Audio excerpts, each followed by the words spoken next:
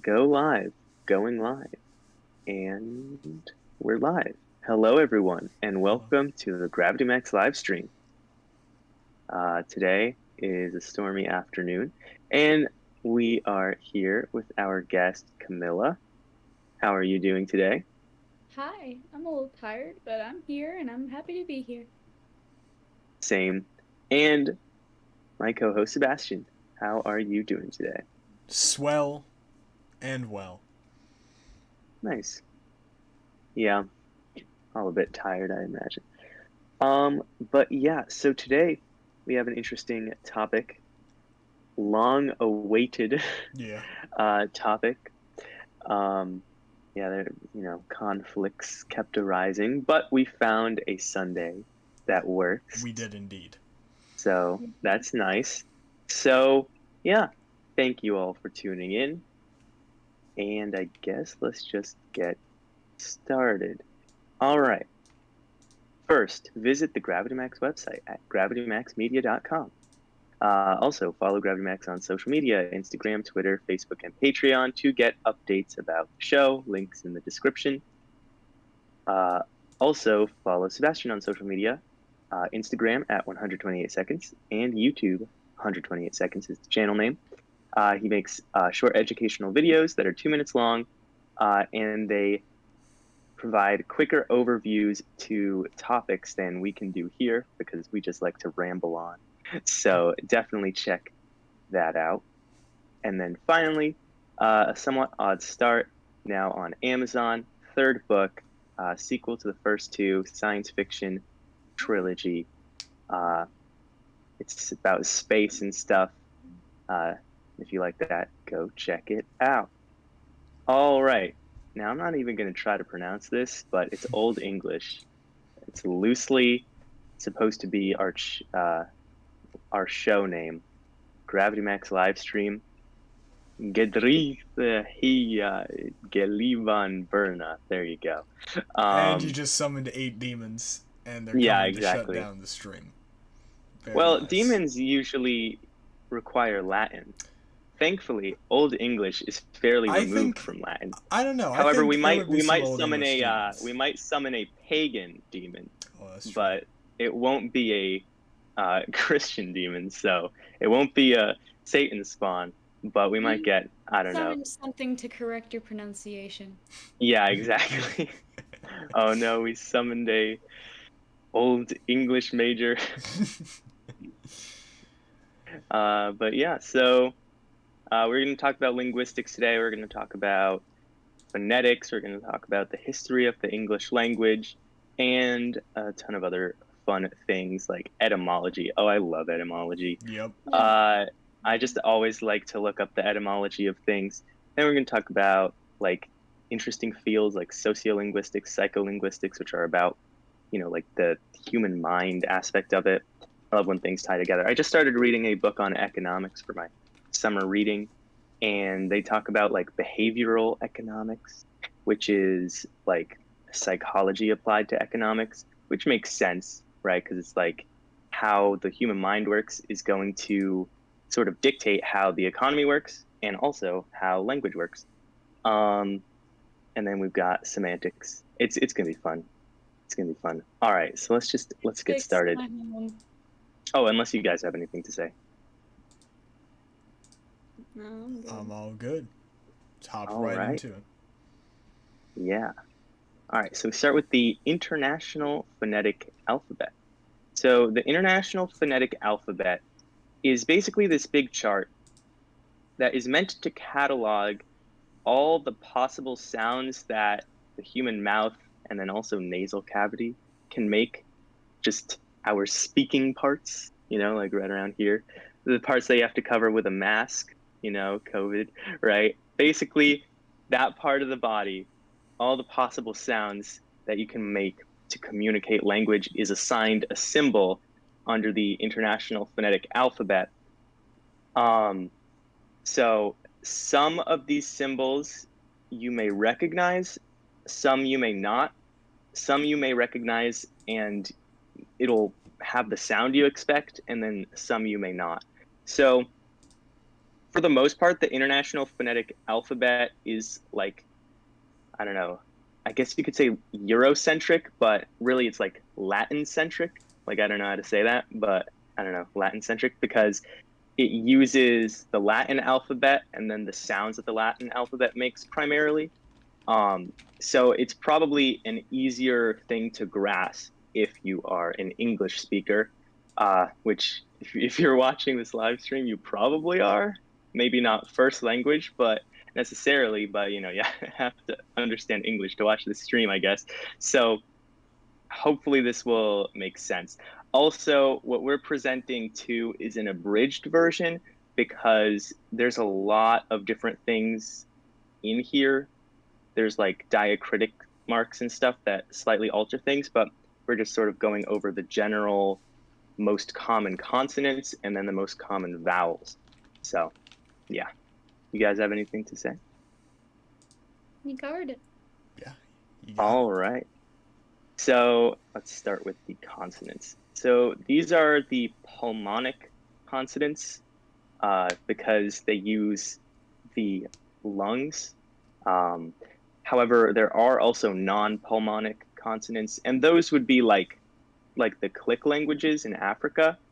That the clicks are an example of a non-pulmonic consonant because you aren't using your lungs to make a click noise, right? Because you don't have to breathe out any air for that. So that's how you get that naming system. But yeah, so the pulmonic consonants, the different sounds they make are determined by the way that you shape your mouth using your tongue and then the manner that you expel air. So let's start with the plosives because the plosives have the most familiar characters, I would say. So the plosives are like, it's a quick, like building of pressure of air and then a release. It's explosive. Sort of like, yeah, exactly. Explosive, plosive. So those would include sounds p, b, t, d, k, and g. And that's pretty interesting. That's just, that's probably like 1/4 of the sounds you can make in English right there, maybe a fifth. But another interesting thing to note is that on the left side are the unvoiced versions of these consonants, and then on the right side are the voiced versions of the consonants. And the unvoiced versions of a consonant are basically the same as a voiced version, except you're whispering. So if you basically do the movements required, let's say P and B. P and B, the motions that your mouth makes are actually the same. It's just about like the way that air is expelled.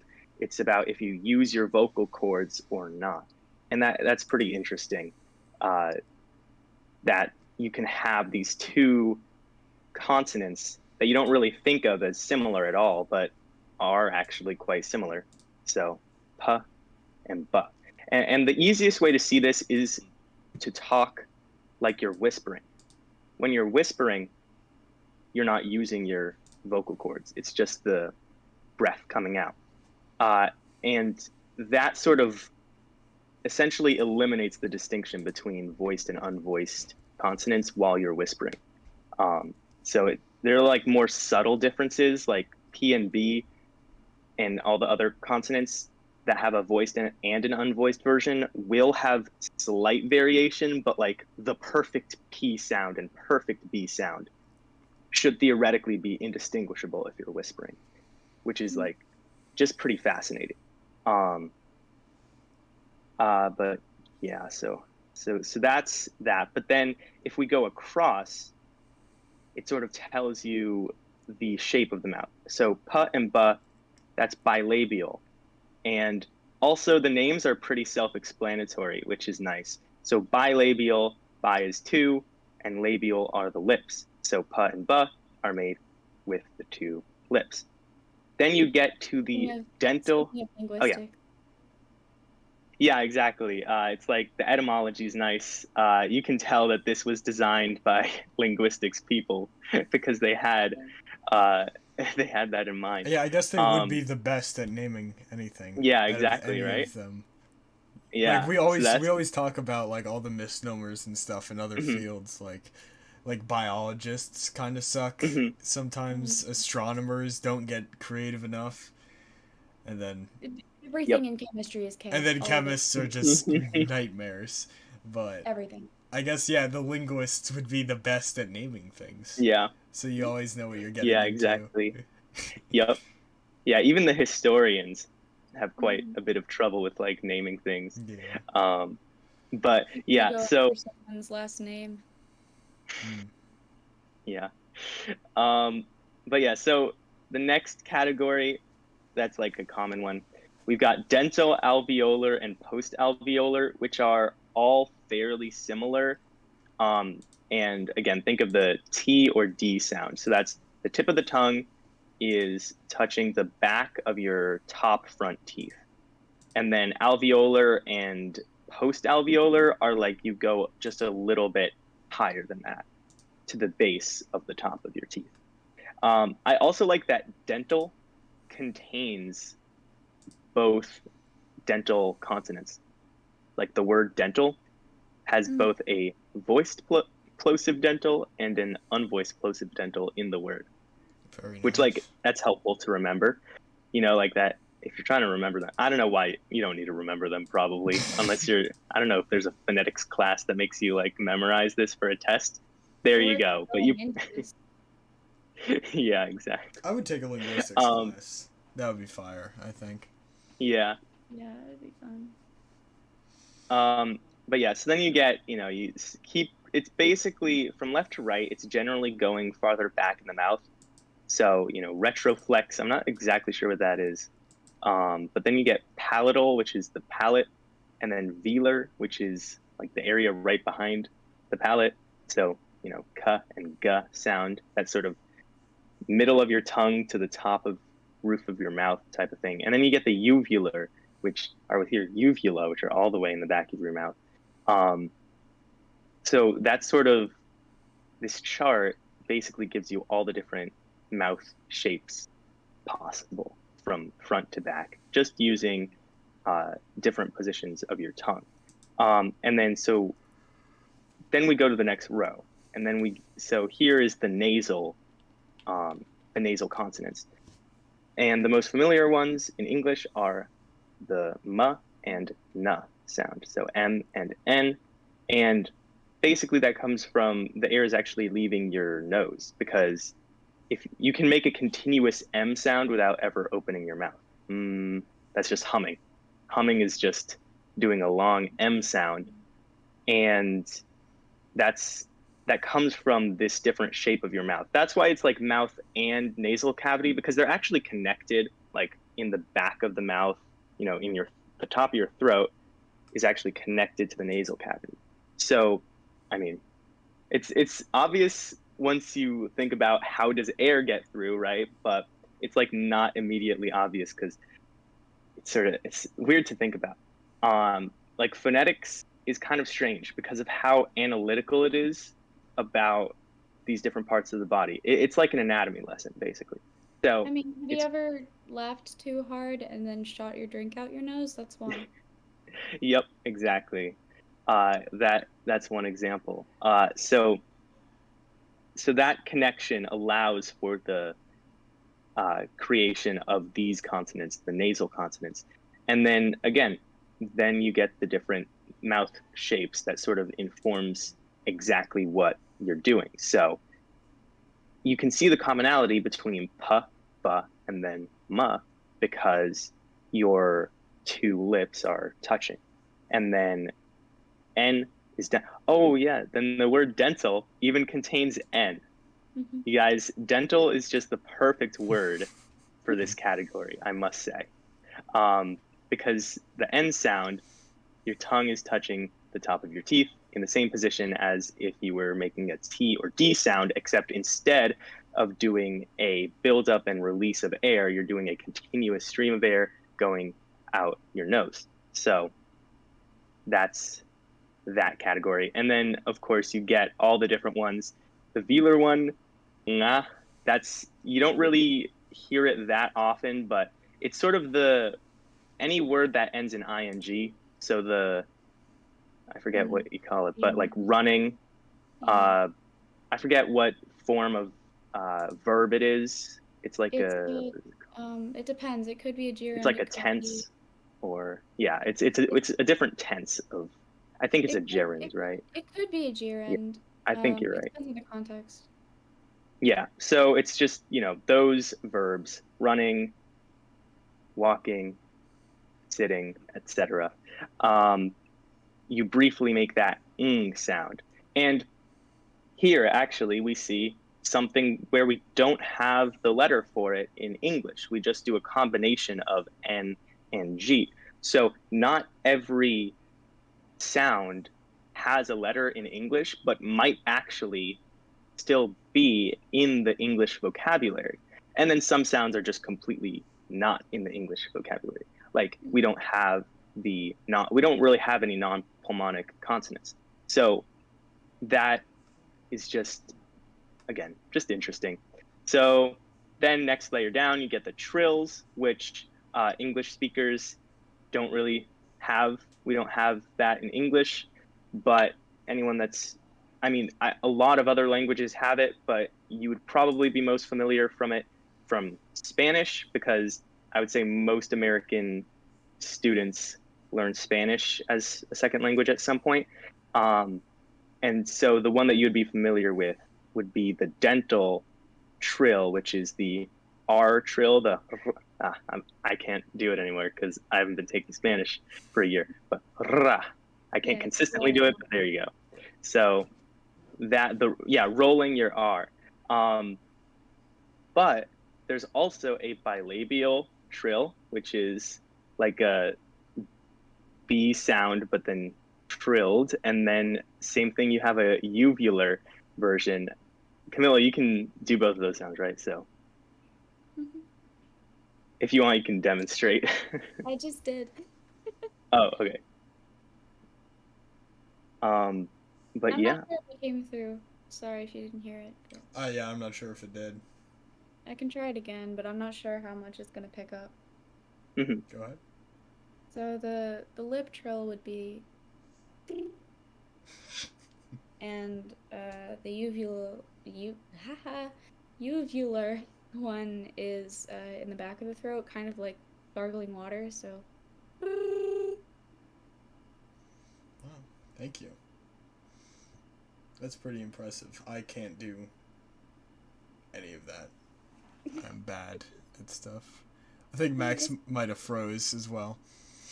But it's not about being good at it.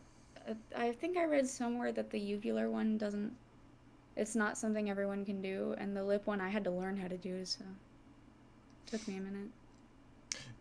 Did you always know how to do that, or did that come from knowing a specific language? Which one? Like being able to do the trills. Oh, I just kind of did. I learned how to do it at some point by accident, and then I thought it sounded cool, so I kept doing it, and now it's just muscle memory. Yeah. Because I was able to do the R trill before I learned Spanish, just because I guess I just stumbled on it. Mm-hmm. And I've heard that like some people can do it and some people can't. Like it's just like the way that their throat is constructed, or like their tongue or whatever. Mm-hmm. I didn't know if that was true or if that was just. But I think it might be. Yeah, there goes Max. Now I'm in half, and you're in.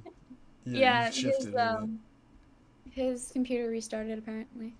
All right. Well, you guys can enjoy the half of me that's across the screen. Yeah. So, and he's back. We ball. Max, how you doing? Fine. I don't know. Wait, my computer was restarted because of a problem. Oh, that sucks. Yeah, I'm just looking at the details. Okay, this is. I don't understand what this. What is this? Panic. The first. Panic. This is interesting. I'm taking a picture of this. The universe. It's all code, really but like. Want us to do this stream, huh? Yeah. Honestly. Okay. Sorry about that. It's all Okay. good. Report to Apple. There you go. I need to open up Google Drive again. Yeah. I don't know. Stored pages. There we go. All right. So what were you guys talking about? We were just talking about how Camilla learned how to do those trails and just being able to do those in general. Did you turn your camera on? Oh yeah, let me get that. All right, I'm back. And he's back. Oh boy. All right. So that's the trills. Okay. Next one. Down. Tap or flap. I need to actually get to the Wikipedia page because I don't know what that one is. So here. You guys have any idea? Do these look familiar to you? No, I don't know what that is, actually. So tap or flap. In phonetics, a flap or tap is a type of consonantal sound which is produced with a single contraction of the muscles so that one articulator is thrown against another. Let's see. I'll play some examples on the...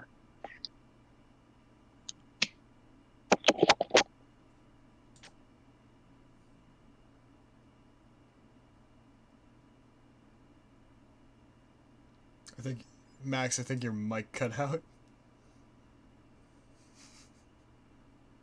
Your computer really just be going off today. Honestly. Is it like a diphthong? I don't know. It might be. I would imagine all the fricative ones are like ones that have to do with like friction or something. Probably. And those look jacked. This would be a cool alphabet. Like if we just used all, I know like it's from all over the place. Like there's a theta next to the Old English thing.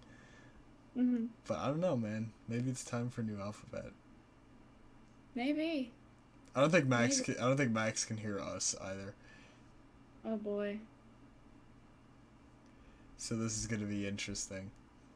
This is gonna be a fun stream. Let's play charades. Yeah, let's play charades. Can you see us, do you think? I don't know. Max! Hear you. Max, I know you're not supposed to talk in charades. Fine. I love my instincts just to do the baby thing. Oh. Max, there he is. No, he's gone again. I'm here. Oh, yay! Hi. This is unfortunate. Indeed. It's that demon you summoned. Yeah, exactly. They've been just screwing with your computer. Okay. I'm just gonna say, I don't like Bluetooth devices when they're unnecessary. Okay. Which is most of the time. Like, because when you disconnect the cable, whatever. It does not matter. It does not matter. I'm just gonna continue. All right. Okay. Let's go to the fricatives. So, the fricatives, again, they have a nice name because it starts with the letter F, and we've got the F. So, F is labiodental. Oh, and that's interesting. So we'll talk about labiodental now. I mean, again, it's pretty self-explanatory. Your lips and then your teeth. So think about F and V. Again, those two sounds are actually the same, just the voiced and unvoiced. And then you also get the S and Z. So the fricative, like, air movement is just a sort of continuous stream of air out of your mouth. So,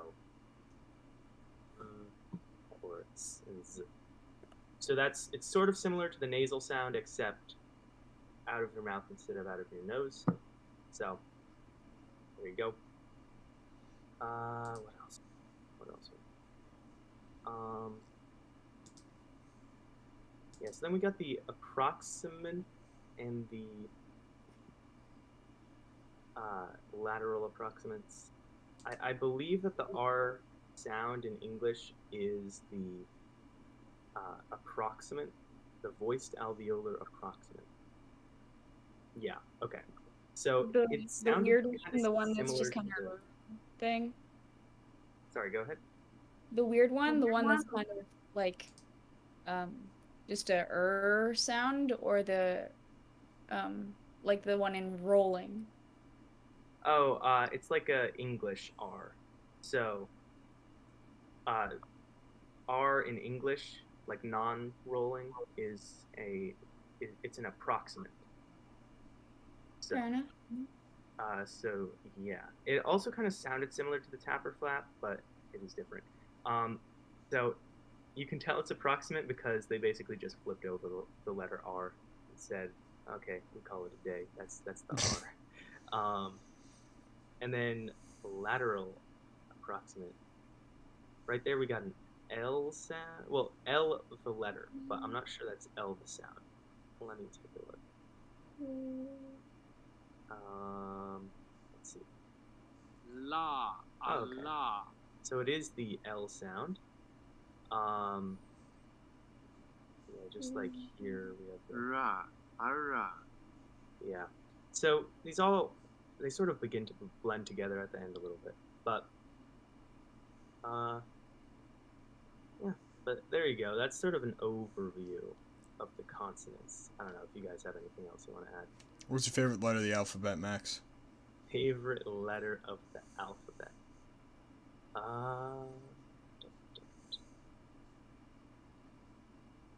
You know, I haven't really thought about this enough to give an informed answer. Everyone always just says the first letter of their name, and I find that just ridiculously egotistical. Yeah, exactly. It's too narcissistic. I'm like, Exactly. I need a good objective reason, you know, why M would be the best letter. Yeah. Mine's A. You like A? I like A. A's good.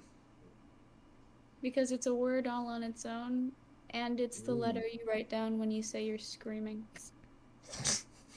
There you go. Many uses. Versatility. Best thing for a letter.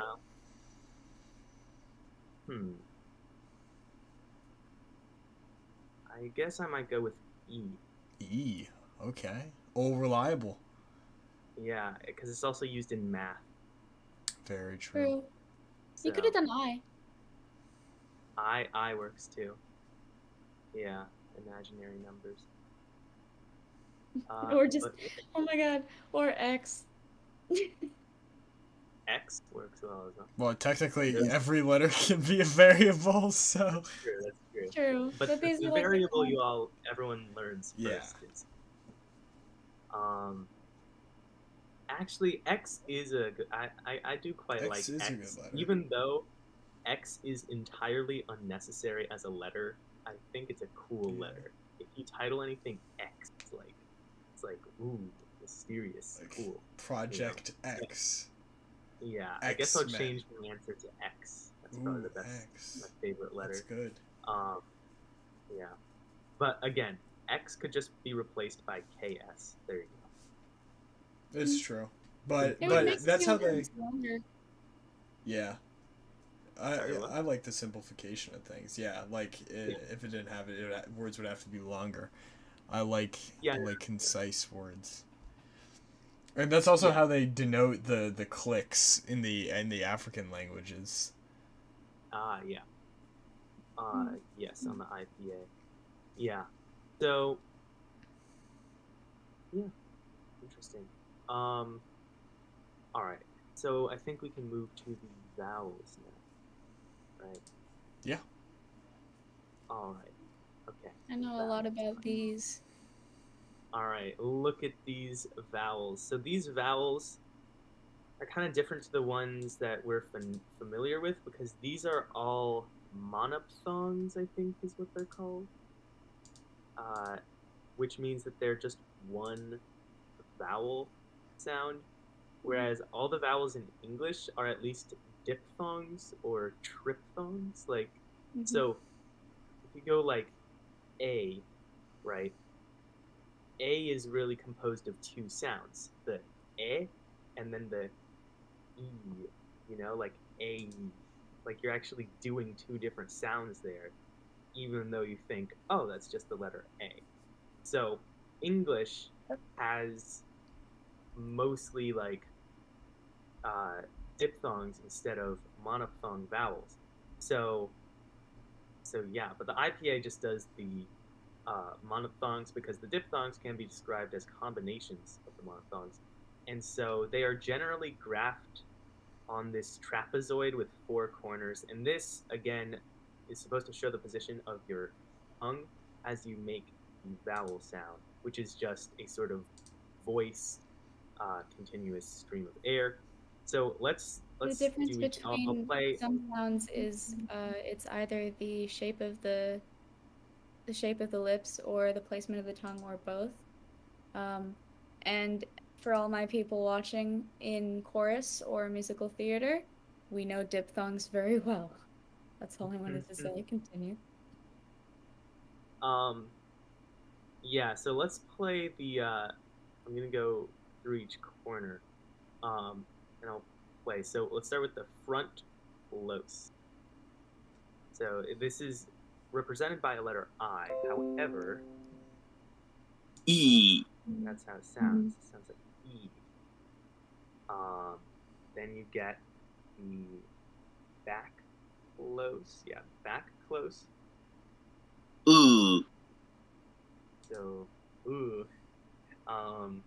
Then you get the open back, Ah. which is like sort of like British letter A, but also the letter O. And then you get sort of American letter A. Ah. That's sort of a lot of like Ah. lots of sounds like that. So that's pretty interesting. But then you also have two around each node here, and I do sort of want to check that out. But yeah, also the letters between any given node are like proportionally that much in between the sounds you just heard.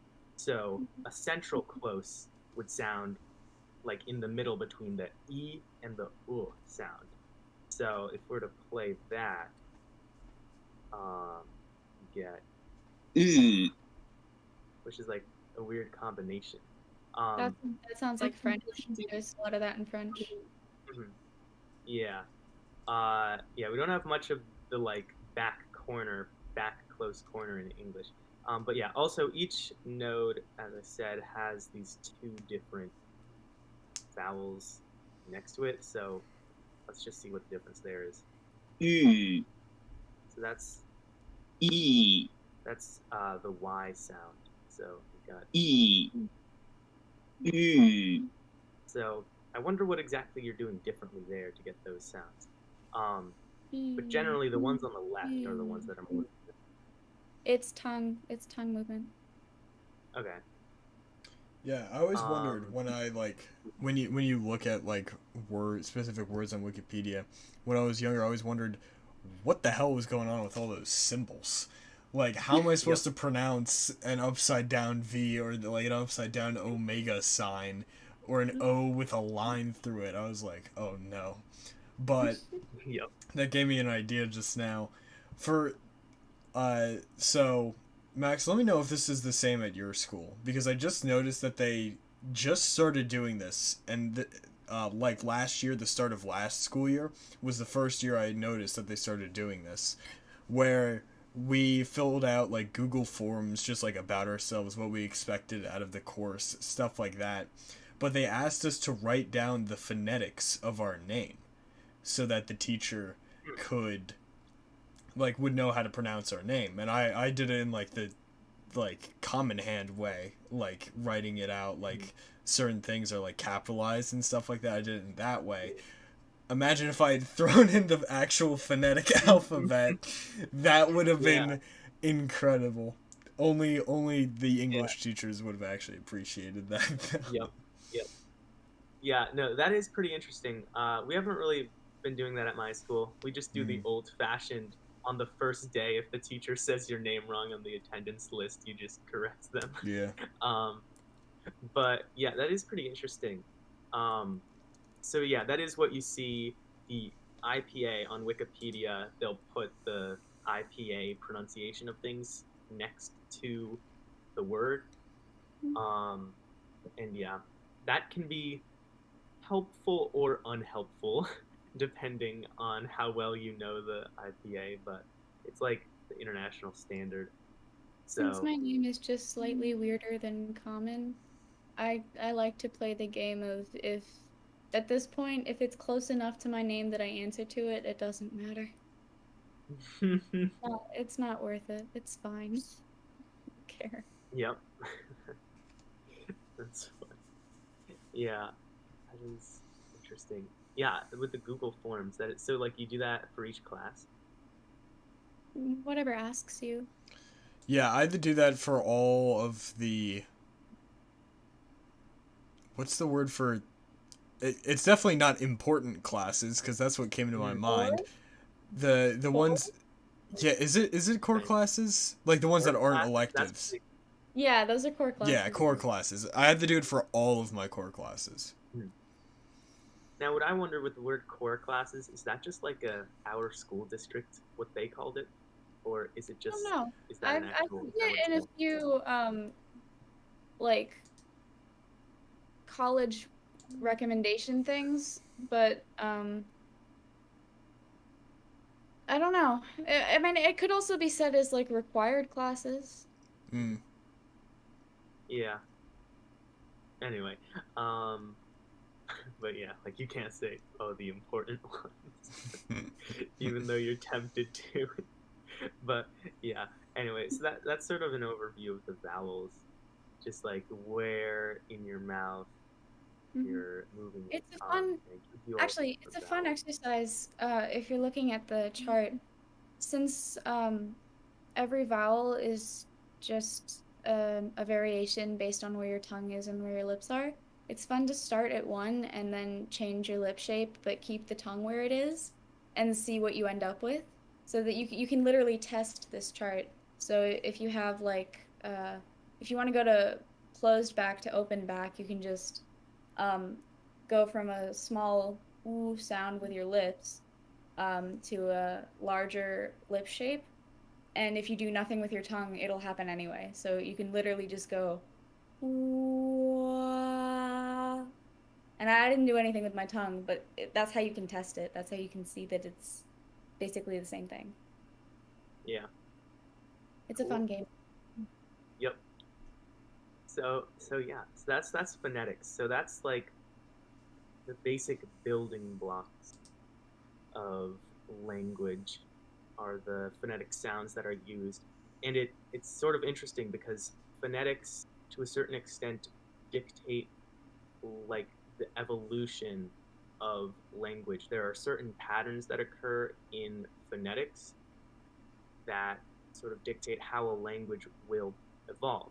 Like, if there are certain sounds that are harder to make, then eventually they'll like soften over time as people just stop using them. Like, I just sort of said one, soften. When's the last time you said soften? You just say soften. Often. You don't actually say often much anymore. People used to, and older people probably still do, but younger people are more likely to just go often, because it's simpler. You don't have to have two consonants next to each other, and those kind of actions are one of the ways that languages sort of churn and evolve. So yeah, there you go. But then there is like a counter force that eventually happens, where when something gets too simple, that it's like you don't have enough words, then people will like, you can get a compound word to like clear up the ambiguity and stuff like that, and so it can be pretty interesting. But yeah, so now let's talk about the history of the English language. So, history of the English language is quite varied. It's quite the ride. It's just there's so many different things happen in the history of the English language. I'm gonna be very careful when I put the Bluetooth back on to make sure that I do it correctly. Please. A lot of people like to say that this language is 3 languages stacked in a trench coat, but it's more like 30, and they're all falling over each other, and some of them switched body parts. So, like, it's just kind of a mess. English isn't my favorite language. It's not the worst language out there, though. No, but it is kind of a mess. It is when you try to trace it back. Yeah. It's interesting. There's just so many different languages involved here. Because that's exactly what it is. It is the spiciest language on the planet because it has spices from everywhere. You know, like little German, little Latin, you know, little from all over the place, everywhere they colonize. You know. And a lot of people we'll they start can't. with the base of German. Yeah, exactly. It's like Gordon Ramsay cooking it all up. Yep. You know? A lot of people can't handle the spice. I get it. You can't handle the spice. Fine, man. Cool. But English is the spiciest language, and I find it hysterical that it's named after a group of people that have no spice in their entire country. England is barren of good food. They have beans on toast. I will go to my grave talking about how goddamn disgusting that is. I swear. They just... How do you had a quarter of the world, right? 25% of, like, inhabited space, you know? I don't know if that includes, like, Antarctica or, like, New Jersey or shit like that. But they had 25% of inhabited space, right? They could have had all the spices. English food, like British food, whatever the hell, it could have been banging, right? You go to England. What's the best food you can get? It's from an Indian restaurant. Yeah.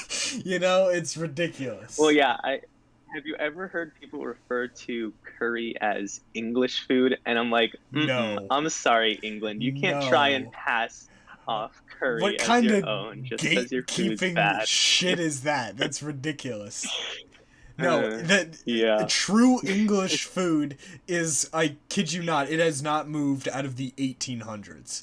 It's like being a poor peasant boy that has to wear, like, fingerless gloves and steal his meal out from off of his, like, neighbor's window as they're leaving their porridge to cool.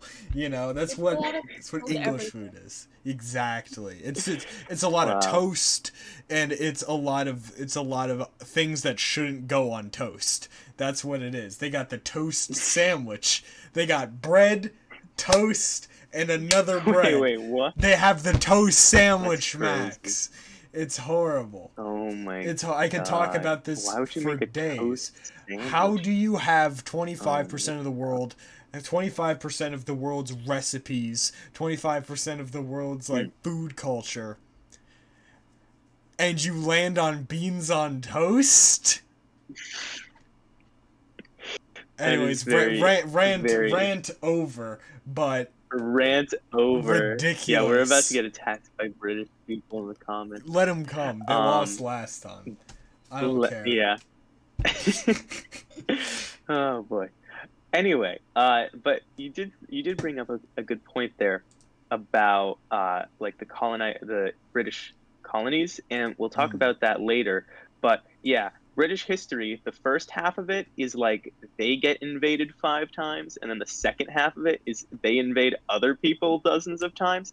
And I think, and like that is what contributed to a lot of the like eclectic nature of the English language, is that so many other languages got involved via conquest. So you'd have a ton of different countries invade England, and then England would invade other countries, and yeah, we'll get into all that. So let's start with Proto-Indo-European. So Proto-Indo-European is an interesting language because it is the ancestor to pretty much all the languages in Europe, and then all the languages like well, not all of them, but then like you get into the Middle East and diagram India. On the left. Yeah, I mean, on the left. Oh my God, this diagram. Yeah, that's insane. But if you look at the map, so the Proto-Indo-Europeans were this interesting culture, like thousands of years ago, 4,500 to 2,500 BC, long time ago, before the Romans, and it's hypothesized because, of course, not much really survives that long. It's hard to get evidence for this, but they were sort of like an earlier Mongol empire. So the reason that the descendants of their language have spread so far and wide is that they once controlled such a vast area of space. And how did they control such a vast area of space? Well, and I find this pretty interesting, one of the hypotheses is that the Proto-Indo-Europeans were actually the first culture to domesticate the horse. Wow. So they were the people that actually first domesticated horses, according to the main hypothesis. And that is why they were able to spread across like multiple continents and like take over Mongol style, right? The horseback riders. Oh, that's a good idea. And then everyone had horses. Yeah, exactly. So that like, it's pretty crazy. Like, they domesticated the horse, probably. Again, we don't know 100%. And then, as you know, they had their empire. Then empires tend to decay, split up. But that left the horse with all these different cultures, and it also left the Proto-Indo-European language with all these different cultures, and that language slowly evolved into other languages. So descendants include, quote, Spanish, English, Portuguese, Hindustani, which is Hindu and Urdu, then Bengali, Russian, Punjabi, German, Persian, French, Marathi, Italian, and Gujarati. So a wide diversity of languages here, all stem from this original language, and that is just very fascinating. One of those languages, though, is, well, obviously German, but then also Celtic, and that is sort of interesting because, well, it's just all interesting because all the languages that, not all of them, but a lot of the languages that English ended up interacting with were its distant cousins. So English gets a lot of its vocabulary from like French or Norse, and those were actually also descendants of Proto-Indo-European. So it's an interesting sort of like sequence of events here. And you can almost describe the evolution of language as like the evolution of just animals.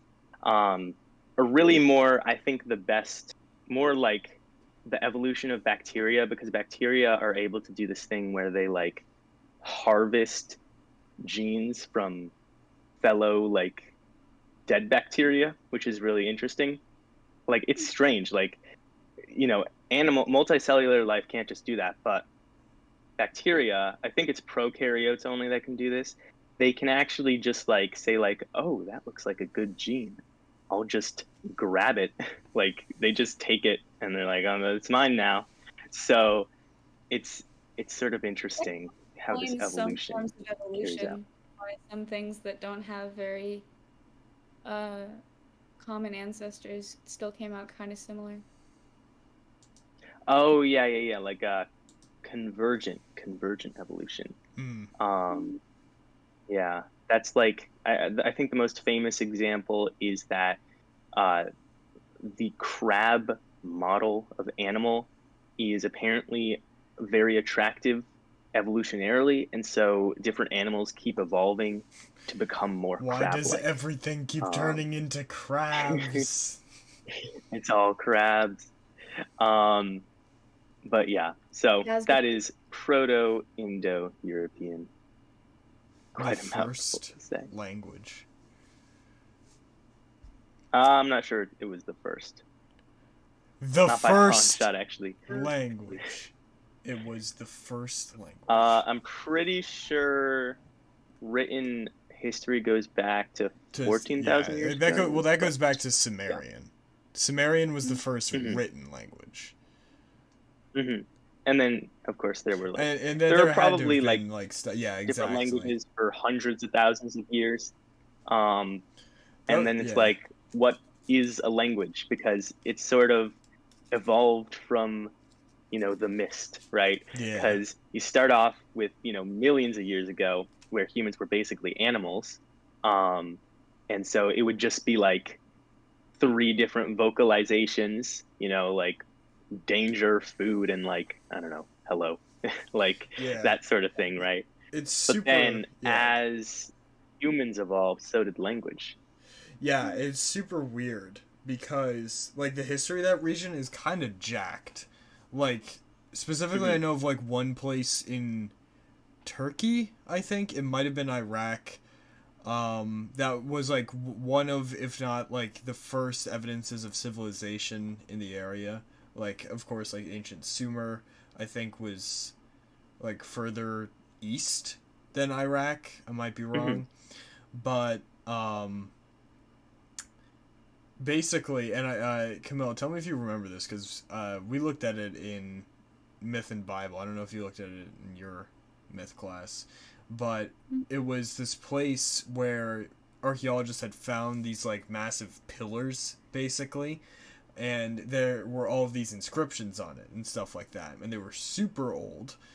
But what they were able to figure out was that usually you would think the order of operations of like a civilization starting, like people moving away from being hunter-gatherers to like agriculture, you would think that like that shift would kind of just happen naturally as just a simple, they see how plants grow and they're like, hey, what if we could do that, What actually happened here is that they constructed these pillars that they worshipped as religious idols, right? Like they thought through these pillars they had some connect, obviously we don't know, but they had some connection to a higher power. And basically they had to stay around the pillars because they didn't want to abandon them. So because of that, they ended up creating agriculture in that region because they needed a way to have food. Was it called the Gobekli Yes, that's it. Yeah. Tepe? Yeah, that's it. I have it on my calendar. Yeah, right. My Kurzgesagt calendar right here. Yeah, that's it. It's the March. Yeah, it's right the there. March Seen those. picture. Yeah, okay, I know what my you're desk talking about now. calendar. Yeah. And I never took a They're myth funny. Bible class, but I do know about those. Oh, I thought you did. That's my bad. No, that's alright. I almost did. But yeah, so like you saw there, those were the pillars. And yeah, I believe that's either in Turkey or in Iraq. But not that those two like border each other, right? Mm-hmm. They don't. But I think they're close. They're close. I don't think they do though. Maybe slightly. Maybe they do. I'm not exactly sure. This is gonna bother me. But yes. This is gonna Here, I'm going to Google Maps. Yeah, I'm looking. looking. Now I need to see. They do. They might. Yeah, they have a other. slight border Okay. on Iraq's most northern part. Yeah. Yeah, but anyway, yeah, that's one of the very first instances, and if it's on the Kurzgesagt calendar, it might be like the first instance of quote unquote civilization. I think it is, yeah. So you have stuff like that going on. And because of that, you gotta think they were probably talking to each other. So there had to have been some language there. They didn't write Jack down, and besides the weird things on the pillars. But yeah, like definitely Sumerian is the first language, but Proto-Indo-European, the big grandfather of the languages we have today. I'll say that. It's the one that we're able to trace, like, with any sort of degree of certainty. Because you go much farther back and, like, all that exists of these languages is, like, a single stone tablet. And you're like, okay, how do we figure out what this meant? But yeah. So that's Proto-Indo-European. Oh yeah, Sanskrit. That's the big. That's what they love to use in movies when any archaeology movie like that involves an aspect of archaeology, and it's like, oh, what does it say? And then the one archaeology guy's like, oh, it's in Sanskrit. Yeah. And then I can read Sanskrit. there's always that one person that can read Sanskrit. Yep. I mean, well, but then I watched. It's a language that's like rarely spoken now, but it's still written and read. So. Because it's considered a dead language mostly because no one speaks it anymore. Mm-hmm. But people still write. Sort of like Latin, I guess. Kind of, yeah. Interesting. So I have a question. Yeah. If you look at that chart, there is a direct line between Indo-European and Albanian. Oh my God, there is. Has the language of Albania just not changed? The language not evolved. Is like Albanian the closest we have to Indo-European? Like right in the middle, like from Indo-European. Do you mean Armenian? No, it goes to Albanian. Oh, Albanian. Okay. Although Yeah, it I mean, does well, also go to Armenian. I guess it's more that other languages didn't really evolve from it. Is more what it is, I think. Because the same amount of time passed, right? It's just that you didn't, I guess, get other languages branching off. So if you like look at Germanic, it's just that Germanic. Well, it's sort of like speciation, I guess you could say. So it said that like English is a Germanic language, right? Mm-hmm. So, and Germanic is directly linked to Proto-Indo-European. So yeah, I don't know. I don't know enough about Albanian, unfortunately. Like it or not. But yeah, it's all Albania. Like it or not, it's all Albania. Albania has the coolest flag. But yeah, I'll say that, right? It's the one I'm thinking of. Oh yeah. Yeah. Is it a? It is the red flag with the black Ooh. like eagle sigil on it. It's the dopest flag. Nice. All right. But anyways. But yeah, so that's Proto-Indo-European. So then next up we get Proto-Germanic. So Proto-Germanic is a direct descendant of Proto-Indo-European. It's basically the Proto-Indo-European, conquerors or immigrants. Again, the records, we don't really know which it was. We have a similar situation a bit later. They come over to this area of northern Germany and then southern Scandinavia, and their language mixes with the local language, which we don't know of at the moment. But that created Proto-Germanic.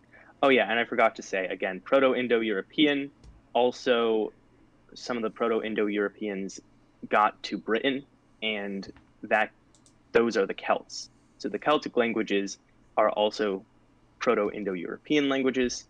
So yeah, so all the languages that English mixes with are like its own language, like its own cousins. So that's a sort of interesting thing. But yeah, so we get Proto-Germanic, and it gives us all the languges that you can possibly think of in this region. It's, lots of different languages. You get Norse, so all the Scandinavian languages, you get English, and you get, it's like all the German languages. So yeah, so it's pretty interesting to just look at the chart on the left here. But yeah, so Proto-Germanic is important because the people that first spoke Old English came from this region of the world. So the Germanic tribes on the northern coast of Germany were the ones that immigrated to Britain to like start the English language. So, yeah. Speaking of Europe, but yeah, so that's them. I would like to give. Yeah. Well, wait. We got to talk about. I'm not switching. Oh, I'm yeah. not switching. Sorry, This is unrelated. Okay. Speaking Okay. of Europe, I would like to give a shout out to Camilla because Italy has just won the Euro 2020 final. Seriously? Yeah, Italy won. Wow. Yo, wait. Mom!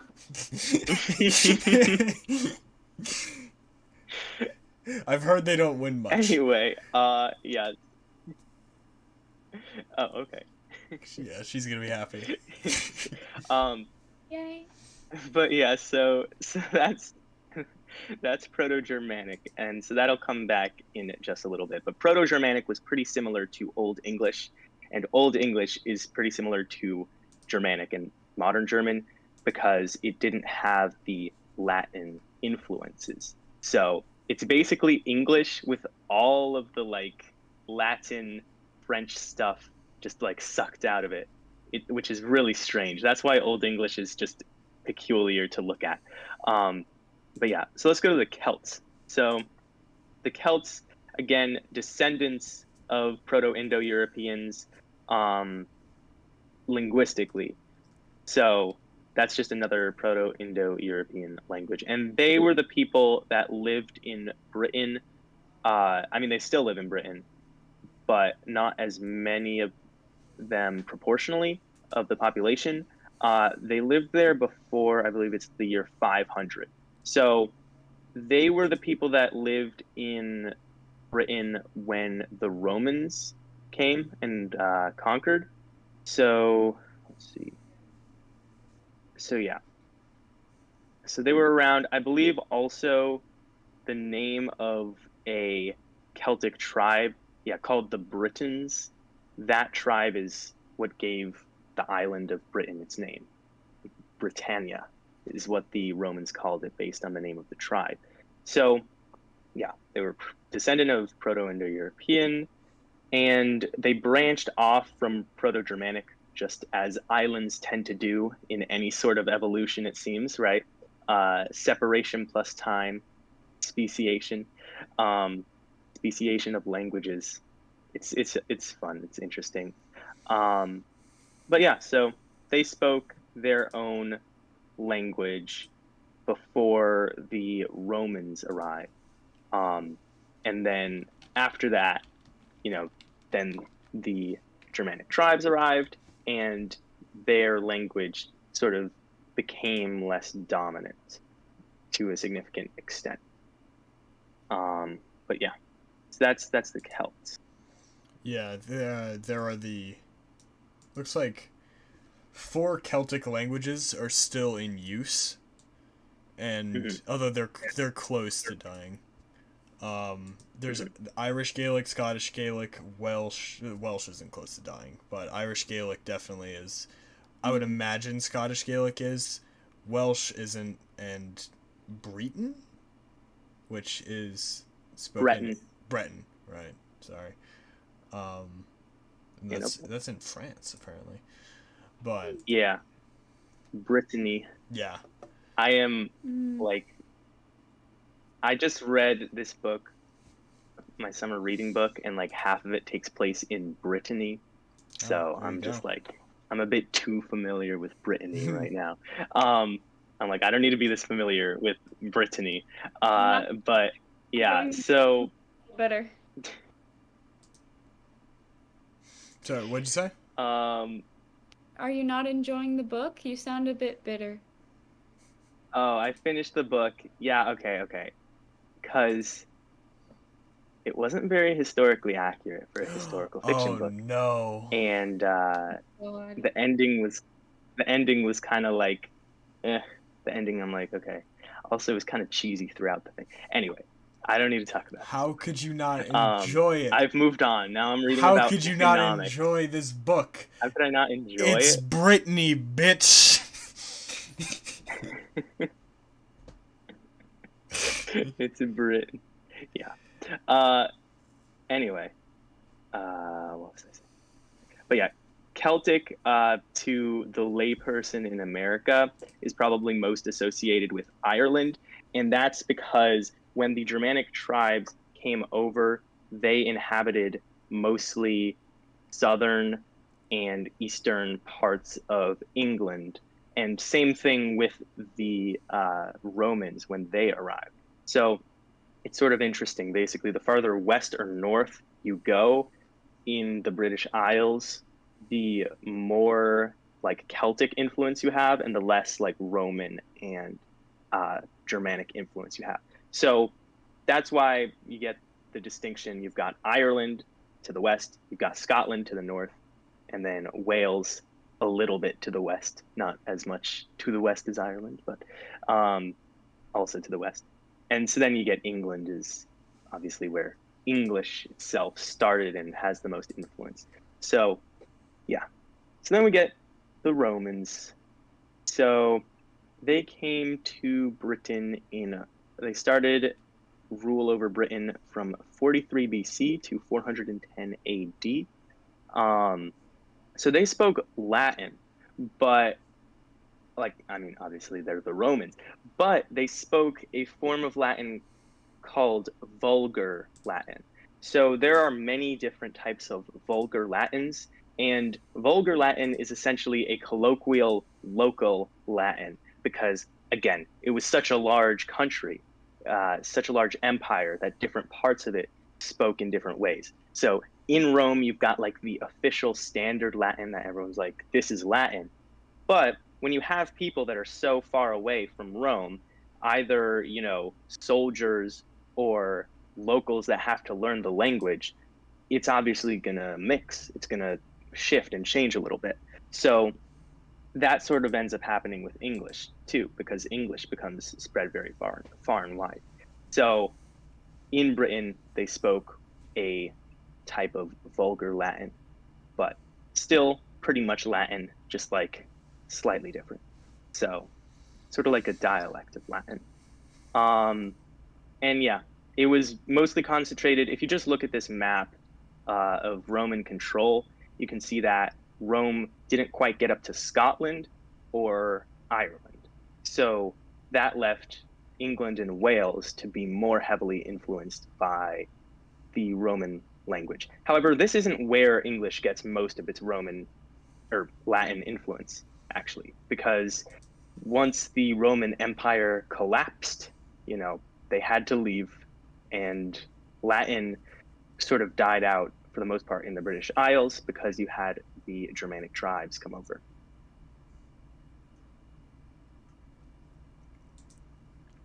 So yeah, let's start with the Germanic tribes. This is fun. So here, Germanic tribes, we have Old English. So they spoke Old English. So this is where you get the name Anglo-Saxons, because you can see the tribe of the Angles, which are like between Denmark and Germany, and the tribe of the Saxons, which are in northern Germany.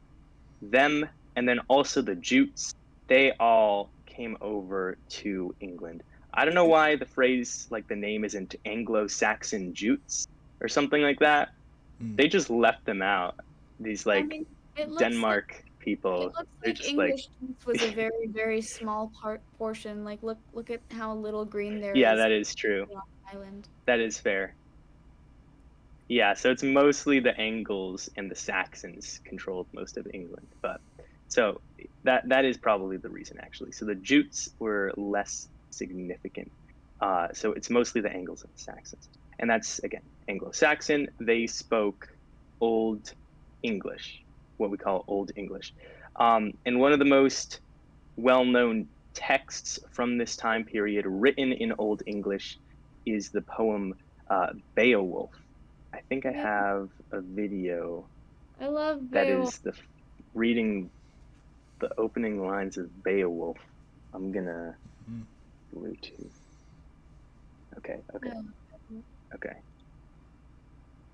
So, one moment. Okay.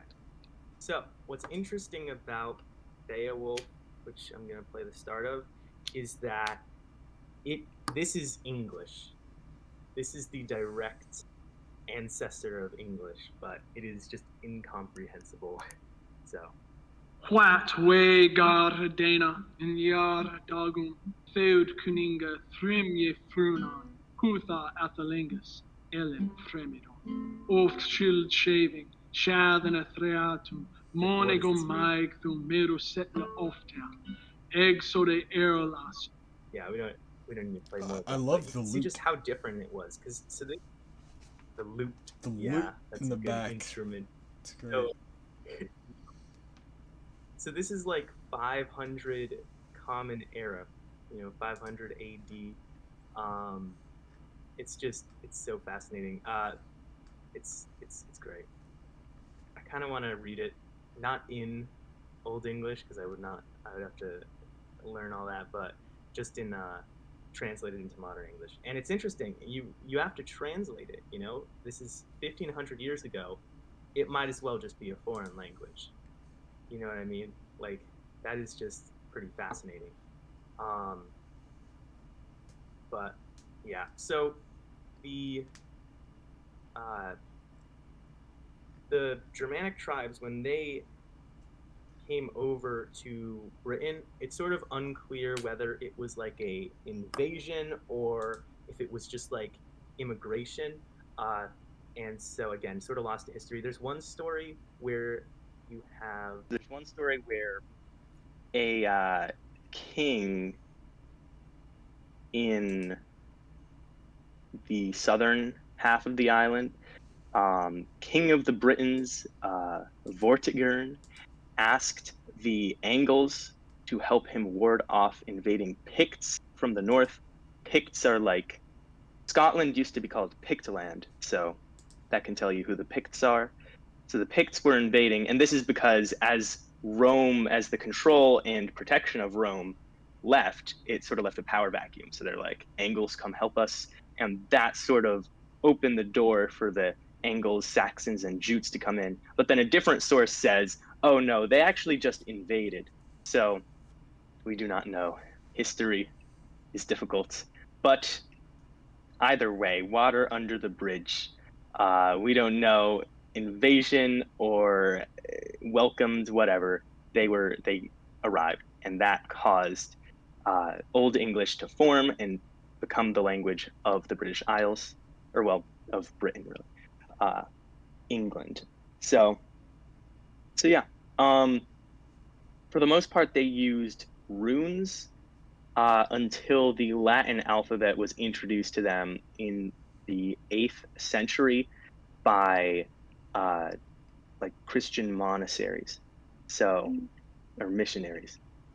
So they introduced the Latin alphabet, and they decided to pick it up just because, it provided a standard alphabet to write with, made things simpler. So there you go.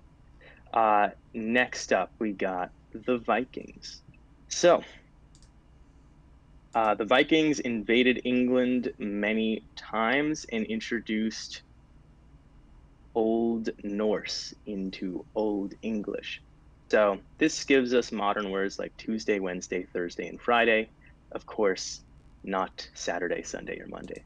Those are not from Norse. But yeah, so this map here on the right shows what's called Danelaw. So Danelaw was actually this massive area in red of England was under the control of Denmark for about a century, from 865 to 954, which started with the invasion of the Great Heathen Army. I just love that name. Like, that's obviously not a name they chose for themselves, right? The Great Heathen Army. That's so Yep. great. But yeah, so Old Norse was a North Germanic language, while Old English was a West Germanic language. So those are two branches. If we were to go back to we don't have to go back, but if we were to go back to the chart, there was North Germanic, West Germanic, East Germanic were the three major branches, and so these were two of those branches coming back together. And again, it's so strange how it's sort of separation and then convergence over and over again. But yeah, then there are other words that come from Norse, including anger, bag, both, hit, law, leg, same, skill, sky, take, window. Lots of sort of basic words here. We also got pronouns like they, which, so the pronoun they, also the word are, A-R-E, which in German is sind. Wir sind means we are. So the Norse used are like that. But before that, we used sind like the Germans do. So that changed the language. They also sort of simplified the language. Norse sort of the influence of the Vikings eliminated the gendered nouns that many other languages, like Spanish is the most notable for American students, but then also French, German, and I think it's like 2/3 of the world languages actually operate like this, like the majority. So English is actually strangely in the minority here in terms of the fact that other than like he, she, it doesn't have much gender in its language. If remembering Spanish, it's like every single word, if you're like water is el agua, right? It's like everything. Teléfono, table, literally everything has either male or female. German is even worse because they have male, female, and neutral, and you can't just fall back on neutral if you don't know. Neutral is its own thing. So you have to remember these 3 different categories for every single object. So it's just crazy. I'm glad that English, that's probably my favorite feature of English, is that you don't have to memorize that. But of course, the native speakers of the majority of the languages in the world are able to do it without even thinking about it, just because you learn languages best when you're practically an infant. So it's pretty fascinating.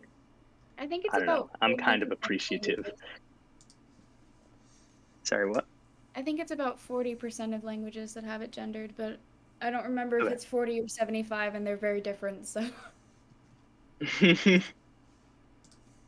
Yeah, I just know that it's a lot. So, surprisingly many. What confuses me about each word is either male or female or something else is that I don't understand what practical purpose it serves in terms of language.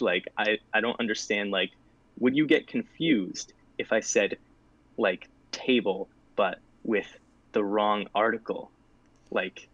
What information does this add? So I don't know. You know what I mean? Yeah, in a survey on 256 languages around the world total, 44% have grammatical gender, 56% are genderless.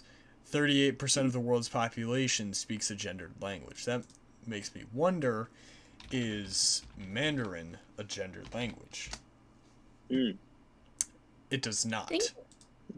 Yeah. So you have the 2 biggest languages, Mandarin and English, both not being gendered. So that's why the 38% percentage differentiates from the 44 probably mostly overall. Spanish, I would say. The 30. Yeah, I'd say. Yeah, because you do have a lot of Spanish speakers. I think it might actually be more than English. I'm not sure. But apparently, gender in languages was just another way of breaking up nouns into different classes. So, Proto-Indo-Europeans probably had 2 genders, animate and inanimate. And then we just kind of, turned that into masculine and feminine to classify different nouns into different sections. I don't really know.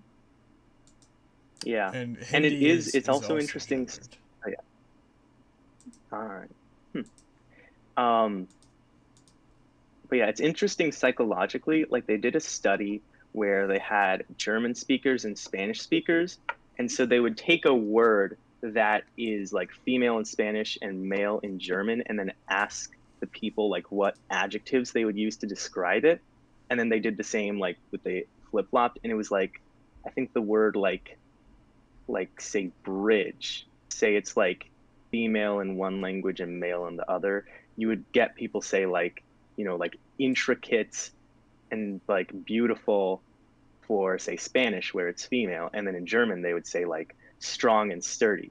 So it's like interesting how that psychologically like affects people. I think there's a lot of study about how the language you speak actually affects you psychologically, because with color too, like certain languages don't differentiate between as many colors. Some languages differentiate between more colors. Like Russian has different words for light blue and dark blue, whereas we have to say light blue and dark blue. They just have different words for it. So say like, you know, blue and cyan, and that is fundamentally like woven into their language, and that actually sort of changes how they see color. So it's pretty interesting. But yeah, so the Norse got rid of that, which makes it easier for us to not have to remember all the different categories. So yeah, so that's Old English, which slowly evolved into Middle English, primarily because of the Norman Conquest.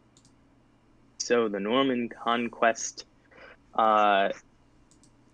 so the Normans lived around Normandy. That's how you get that name. You got the Duke of Normandy named William the Conqueror. He comes to England, he takes it over in the year 1066 and becomes the ruler. And the language Norman obviously is related to French because Normandy is in France. Normandy is in France.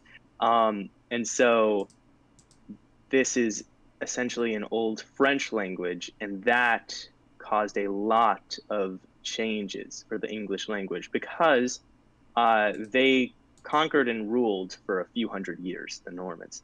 So it's pretty interesting because one of the things is that the Norman rulers were the nobility, and their English subjects were, you know, peasants and farmers. So the French Norman language was the like upper class language, and then English was the lower class language. And what that caused is it just caused two different like classes of words. Like many words that have synonyms in English, one of them is the fancy one and one of them is the non-fancy one, which is interesting. And I think one of the most fascinating examples of that is for different foods. So different foods / animals. So the words that we have for the animals come from English because the English farmers that raise the animals, and then the food, the words are from the Norman language. So pig is English, and then pork is French. Like that's interesting, you know, because, and I mean, you can think about it, like you can think back, you know, hundreds of years ago, you've got a fancy like Norman nobleman who's like, ah, yes, the pork. But then you've got the English peasant farmer who's like the pig. And this also is with cow and beef and like chicken and poultry. So very, very fascinating. And so slowly over time, the Normans lost their power and English became respectable as a language again. So around that time in the 1200s and 1300s, you get Geoffrey Chaucer, who writes the Canterbury Tales. let's see. Canterbury Tales. Oh yes, I think I have a clip of it being read. Okay, so I'm gonna my Bluetooth. Let me get that. Some of the Canterbury Tales.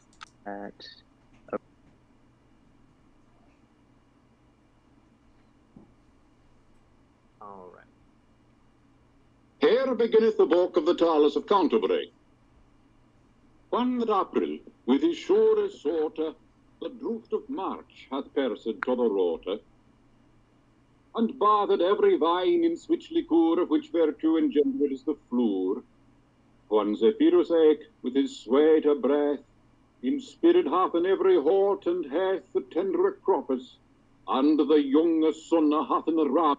I love this because like I can almost understand it. Yeah, You know what I mean? it sounds very close. Like you get like 3 words and then he goes back to whatever. It sounds like something that I should be understanding and don't. Does that make sense? Yep. Like that's probably Yep, what exactly. English sounds like to people that can't speak English, you know? Yeah, Probably. Yeah. Probably. Yeah. Yeah. It's even better when you can read it. The spelling is all messed up. Like they spelled April with 2 L's, and Damn. I think the word, I'm not sure. I think the word drought is Droghte. They spelled March correctly, so there you go. But yeah, it's fascinating there. You're using words like Another correct thing that you can and tell. messed up when really that was right before. Yeah, I know. I mean, compared to now, I mean, like from a modern perspective. Another interesting thing here, though, is the capitalization. It's similar mostly to modern English. However, English again started off more closely related to German. And German, I think it's like, I'm not exactly sure the rules on it, but I think it's close to all nouns essentially are just capitalized. So you just capitalize all, like the first letter. It's not like caps lock, but the first letter of pretty much every noun is capitalized in German, and that's how English used to be, but it slowly lost that. However, you can see those remnants in the proper nouns and in, you know, the calendar months, the calendar days that get to keep their capitalization. That's interesting. And I wonder if that trend is going to continue in the future. I could see the development of English eliminating capitals for like days of the week and stuff, just based on like, you know, people texting. You never like bother to, if you're texting, you don't bother to hit the caps button usually, right? So we'll talk about that more in a little bit, but I just like to think about the future possibilities for English. But yeah, so Norman conquest, you know, comes and goes. One big thing that they changed here was that plural nouns changed from having an en ending to an s ending. And again, all this stuff is basically saying, okay, what does German do? All right, now what do Latin languages do? And switch. So in German, the plural. Hold on, there's a bit of an echo going on. And, oh yeah.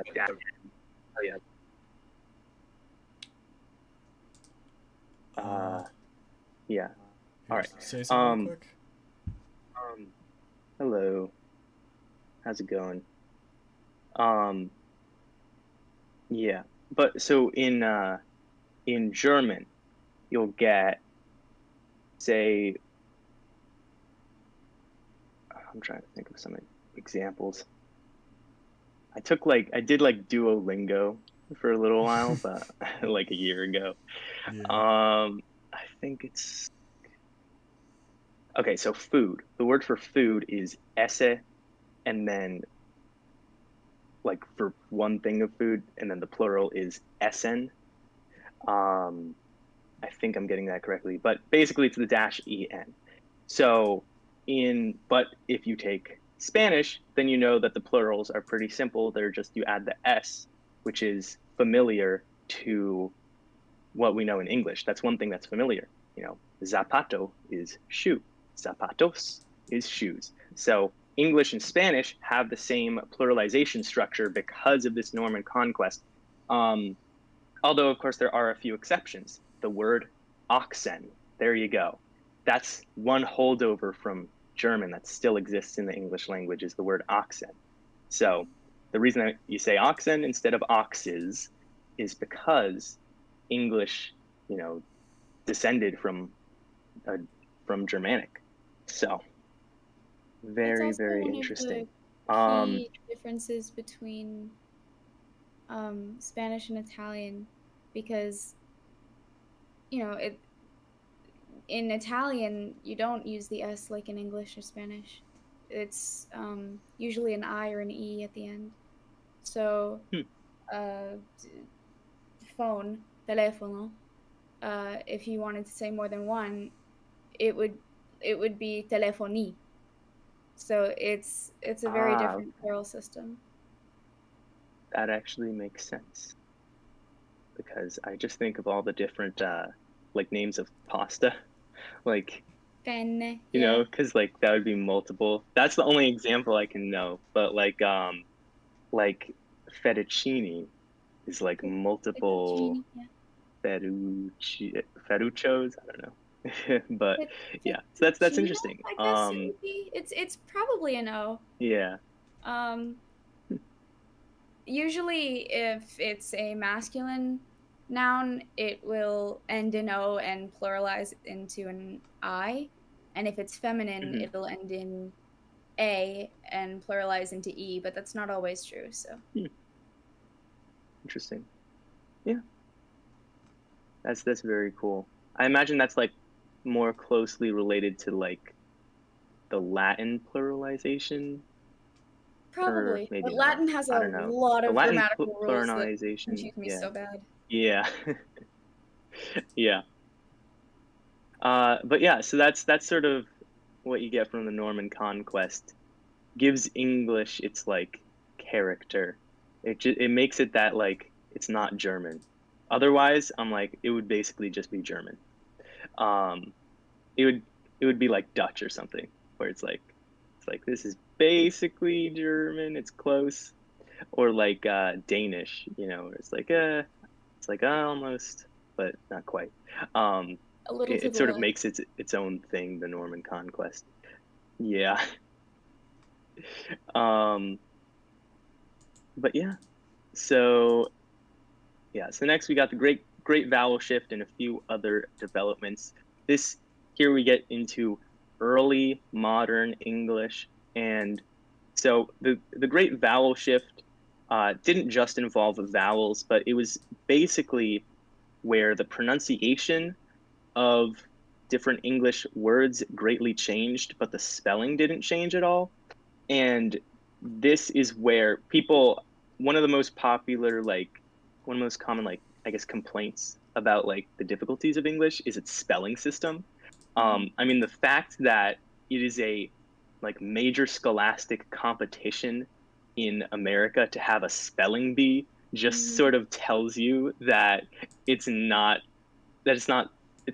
going very well. Because there are some languages where the sound a letter will make one sound. That's it. It'll just make one sound always. And if you want to make a word, you just put the right letters together. But English doesn't do that. There's a lot of different, you know, depending on what context the letter is in. Sometimes it's just random. It's madness. The spelling of English is madness. And a lot of that comes from the great vowel shift, because vowels shifted and some consonants shifted too, but the spelling didn't shift. One of the most notable casualties, you could say, of the great vowel shift is any word starting with a K and an N. So you used to actually say knowledge or knave or knight, but Yeah. But the great vowel shift, which again also included some consonants, they're like, let's stop. We're not going to keep doing that. But they didn't call the spelling people. So the pronunciation people were all like, okay, this is a good idea. They didn't consult the spelling people. So the spelling people just left it as it is. So yeah, that's unfortunate. But yeah, another development from this time is William Shakespeare. His works just like generated a surprising, generated on his own a surprising number of words like eyeball, not a word before. He just like I think created alligator, words and everyone right? just accepted them Yeah. because he was so popular. It was insanity. Yeah. Exactly. So he just invented new words. Absolute savage. So a ton of new words we got from Shakespeare. Also, the King James Bible, that gave us a lot of new sayings. So sayings like a sheep in wolf's clothing. Idioms. A wolf in sheep's clothing. Sorry. There you go. I got that wrong. Idioms. Or like a bird in the hand is worth, or wait, two yeah, in a the bird bush. in the hand is worth two in the bush. Those phrases. Yeah, that is that's from the Bible, the King James translation of the Bible into English. And then of course, you got starting to get like the printing press and making it so that more people can read and spelling becomes more standardized. Unfortunately, it becomes standardized poorly, but it does. It continues. It goes along. Do we have any so. like slide on here about idioms and malaphors? Not on that, but So that would be fun to talk about. yeah, we could talk about that. Yeah. I love malaphors. They make me happy. Yep. But yeah, so then one final thing of note, I would say, during this time period, early modern English, is like science. So Latin was the universal, like European language of science as science started to become a thing. They used Latin because Latin was also sort of it's all of Europe was once controlled by Rome. So they're like, okay, we can all use Latin, even though no one speaks Latin anymore except for us. It also gave them a sort of like, we're part of an exclusive club type of thing. That's what the Catholic Church too, like they like to use Latin because they're like, oh, we're special. Only we know Latin. So then, we could go into all that stuff, Martin Luther and Protestants. But scientists, they also used Latin until there were a lot of English scientists because English was getting pretty good at science. And they all looked around and were like, we're all English. Let's cut the Latin. We don't need to keep using Latin. So then they spoke English. But because of the Industrial Revolution and all the new scientific discoveries that they made, they needed a lot of new words. Like, oh, when I, touch these two wires together and I get this jolt of pain, what can I call this thing? And it powers a light bulb. What can I call this thing? I just have to make up a word. Okay, electricity. And often these made up words would come from Latin. Science still likes to use Latin, even though it's sort of moved away from that like Latin as a universal language thing. It still does like to rely heavily on Latin. Like a lot of medical things, like if you're talking about, there's two conditions. There's hyper and hyponatremia, which is about the amount of sodium you have in your blood. And obviously, natremia, that natrium, that is the Latin word for sodium. And so science still likes to use a lot of Latin, and even though it's not just spoken in Latin. And that's why you get a lot of words. Gravity, hyper and hypo. But gravity, name of our live stream. That's Latin, gravitas. Word for weight, I believe, in Latin. And so that's just pretty cool. I like that. Also, any taxa, taxonomy, all the binomial animal names, that's all Latin derivatives. So that gives you a lot of Latin in English. So it's interesting. English is probably like, 50-50 like Germanic and Latin, because you've just got so much Latin influence from the Norman conquest to Christianity to like scientific discoveries that it's just filled with Latin, which is interesting. So next we move on to English worldwide. So here we have a map of the British Empire at its height. So this map isn't at its height. It's basically areas formerly controlled by Britain, because Britain didn't control Africa or India at the same time as they had the American colonies, right? But this is sort of to show the extent of places that were touched by the English language, but also places that contributed to the English language themselves, because as British settlers went to different places, again, they saw new things and they needed words for those new things, words that they did not have. So they took those words from the native languages that were there. So let's see. Oh yeah, so a good example here in America, we've got some animals like raccoons or coyotes. Those animals did not exist over in Europe. And so the British used the local names for those animals. Although coyote went through Spanish first before it came to English, because, the Spanish encountered this tribe that like talked about this animal first. But as you can see, these are words that are like when a new thing is discovered, right? It's like, well, what do you call it?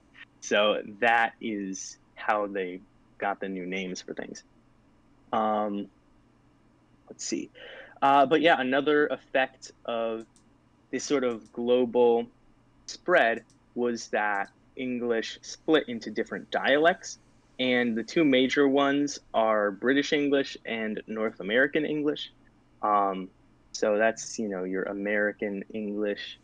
And yeah, from there, it's sort of like the spread of English on the internet, which is interesting. And the continued evolution is going to be fascinating of the English language, just because English has become a very popular language, like not just for like native speakers of English, but for people who use it for business. It's a very popular language in like international business, sort of like Latin once was. So that is sort of fascinating to see what developments this may lead to. We have some chat. So, all righty. We've got lounging about. Hello, England lost. They did. Italy, I don't know when you're referring to. I think you're there talking were about the quite Italy a few match. losses around the across here. Oh, the Italy match. Oh, but yeah, this is also a loss. They lost all of this. Yeah. They lost all the colonies. Very timely. They lost. Well, they still have like a few Caribbean islands, but they lost. Norman conquest. They lost to the Vikings. So lots of conquest. It's crazy how much conquest there is in history. Each slide here, except for like the Great Vowel Shift, is about conquest of some kind or another. So yeah, but conquest leads to evolution for the English language. But yeah, it will be interesting. I feel like internet English has to like become its own thing eventually. I unfortunately, I mean, maybe not unfortunately, but it has entered my common vocabulary to say lol, as in LOL, in Mhm. response to something funny. So Yeah, I say it's now. like a new word. It's an exclamation in response to something funny. English doesn't really actually have that word like beforehand. You'd have to just like actually laugh. But it's like laughing gets takes too much complicated effort. I'm sorry. I'm it just gonna gets say lol. complicated when you get to like slang words and acronyms. That gets really complicated definition wise. Yeah, exactly. Because but I know it's something like what does yikes mean? You know, that would be pretty a much slang word. Yeah. to me, lol. Yeah, exactly. Lol is a laughing equivalent to yikes, right? Like an exclamation. So those kind of things will enter the vocabulary. Sometimes, like my brother, he speaks in like, I just don't even understand what he's saying. He likes to use a lot of British slang for some reason, which just perplexes me. I don't know. I'm like, where did you hear British slang? I guess it's like British YouTubers. Yeah. And that's just funny because that sort of evolution means that the British and North American dialects might like refuse together. Like that might be I'm interesting. interested to see if that'll happen like years from now, because with the internet you have access to a lot of different languages. Like the way that they changed, we went over this. The way that English changed so much is because it came into contact with so many other things. So now that we have the internet and you can literally read other languages like that, I wonder if it would be possible to converge into just one international language. Yeah, that would be very interesting. I sort of think about something like that in my books over like hundreds of years, like that occurs. But yeah, the internet, it's like this entirely new playing field because pretty much you are within instantaneous contact with like every other speaker. I mean, not every other, but like, I don't know what percent of people are on the internet now, but it's quite a lot. And so it's fascinating what sort of developments this might create. I would be very interested to see. But yeah, so that's it for the history and possible future of the English language. And that's the end of my notes. So tell me about etymology. Yeah. Etymology. If you've ever not known a word, you could probably be able to figure it out if you know a little bit about Latin and Greek. Etymology, I don't know the actual definition, but it's basically where a word comes from. Like the pieces of a word that work together to make the word. So, for example... Here, I got it. Yeah, there you go. The study of the origin of words and the way in which their meanings have changed throughout history. I find this interesting. This is a tidbit, but I Google searched define etymology, and so it defined etymology for me, but it could have just as easily have given me the etymology of the word define, right? Ooh. I guess it preferred, you know what I mean? Like define etymology. That's true. Versus define etymology. So define in the Google search, define overpowered the etymology. Anyway. That's true. Isn't that fun? Yeah. Yeah. But yeah, so yeah, the origin of words. So, for example, if I was to say, like, if you didn't know the meaning of a specific word, let's say the word synchronize. Just looking at the word, if you know like Greek and Latin roots, you can look at the first two letters sy. That's a root that means like together or with, things like that. Chron goes back to chronos, so it has to do with time. and then eyes lets you know that it's going to be most likely a verb. So together, time, and it's a verb. So from those pieces, you can kind of get your way to the meaning, and of course you're going to have context. So in whatever the sentence you see it on. So together with that, you can figure out, synchronize means to have two things going in time with each other. Yeah, it saved me a few times in things like the SAT. Yeah. When you're given just the words and no context, sometimes the etymology of, if you know a lot of, I speak Italian, so the Latin roots are easier for me to recognize. And that specifically has probably saved my score multiple times. So it's a useful skill to like even be a little bit familiar with words that are common etymology. Yeah, Latin is the closest Italian is the closest language to Latin. Yeah, so I have a cheat card. Yeah. So the closest one is Italian, followed by Spanish, Romanian, Portuguese, and the most divergent actually being French. That's interesting. Yeah. I would have thought French would have actually been closer to Latin, but French I guess they can't get anything grammar rules, right? But their spelling is, oh my god, and they have a different R sound. Yeah, it's closer to the German R. Yeah, but interesting. Yeah, France, an interesting place. But yeah, etymology, very useful. Flashbacks to that book. Wait, which book? My summer reading book. My summer reading book. Yeah, the Brittany. Just, again, oh my god. Yeah. Yeah, exactly. Exactly. But yeah. There's some Welsh. It was okay. It was like... Is that Welsh? Like oy vey, isn't that Welsh? I don't remember. I am not sure. I think it's a Welsh phrase. Oh, it's Yiddish. My bad. Yeah, no, it's Yiddish. Okay. Yeah, I think that makes sense. Yeah.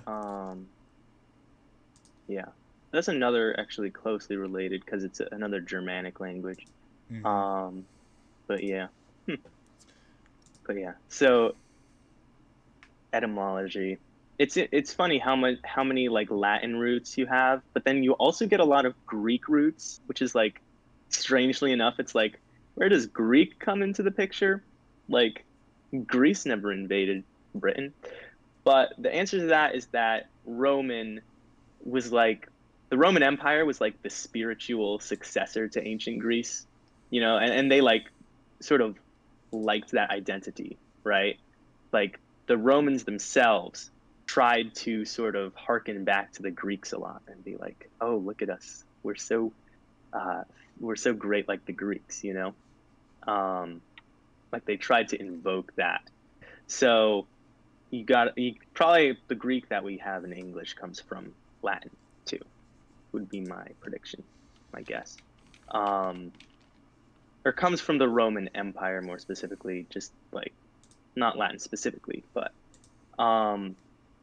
yeah, because it is weird. Like, where would the cultural contact be for Greek to English? It's got to just be through Latin and Roman. So, yeah, but yeah, etymology gives you all sorts of words. Let me look up. I'll do etymology for the word electricity. Because, all right. So it starts with Greek, electron, Latin, electrum, modern Latin, electricus, and then electric. So, let's see. So it starts with electron, rubbing amber causes electrostatic phenomena. Oh, okay. So this is like the word for amber.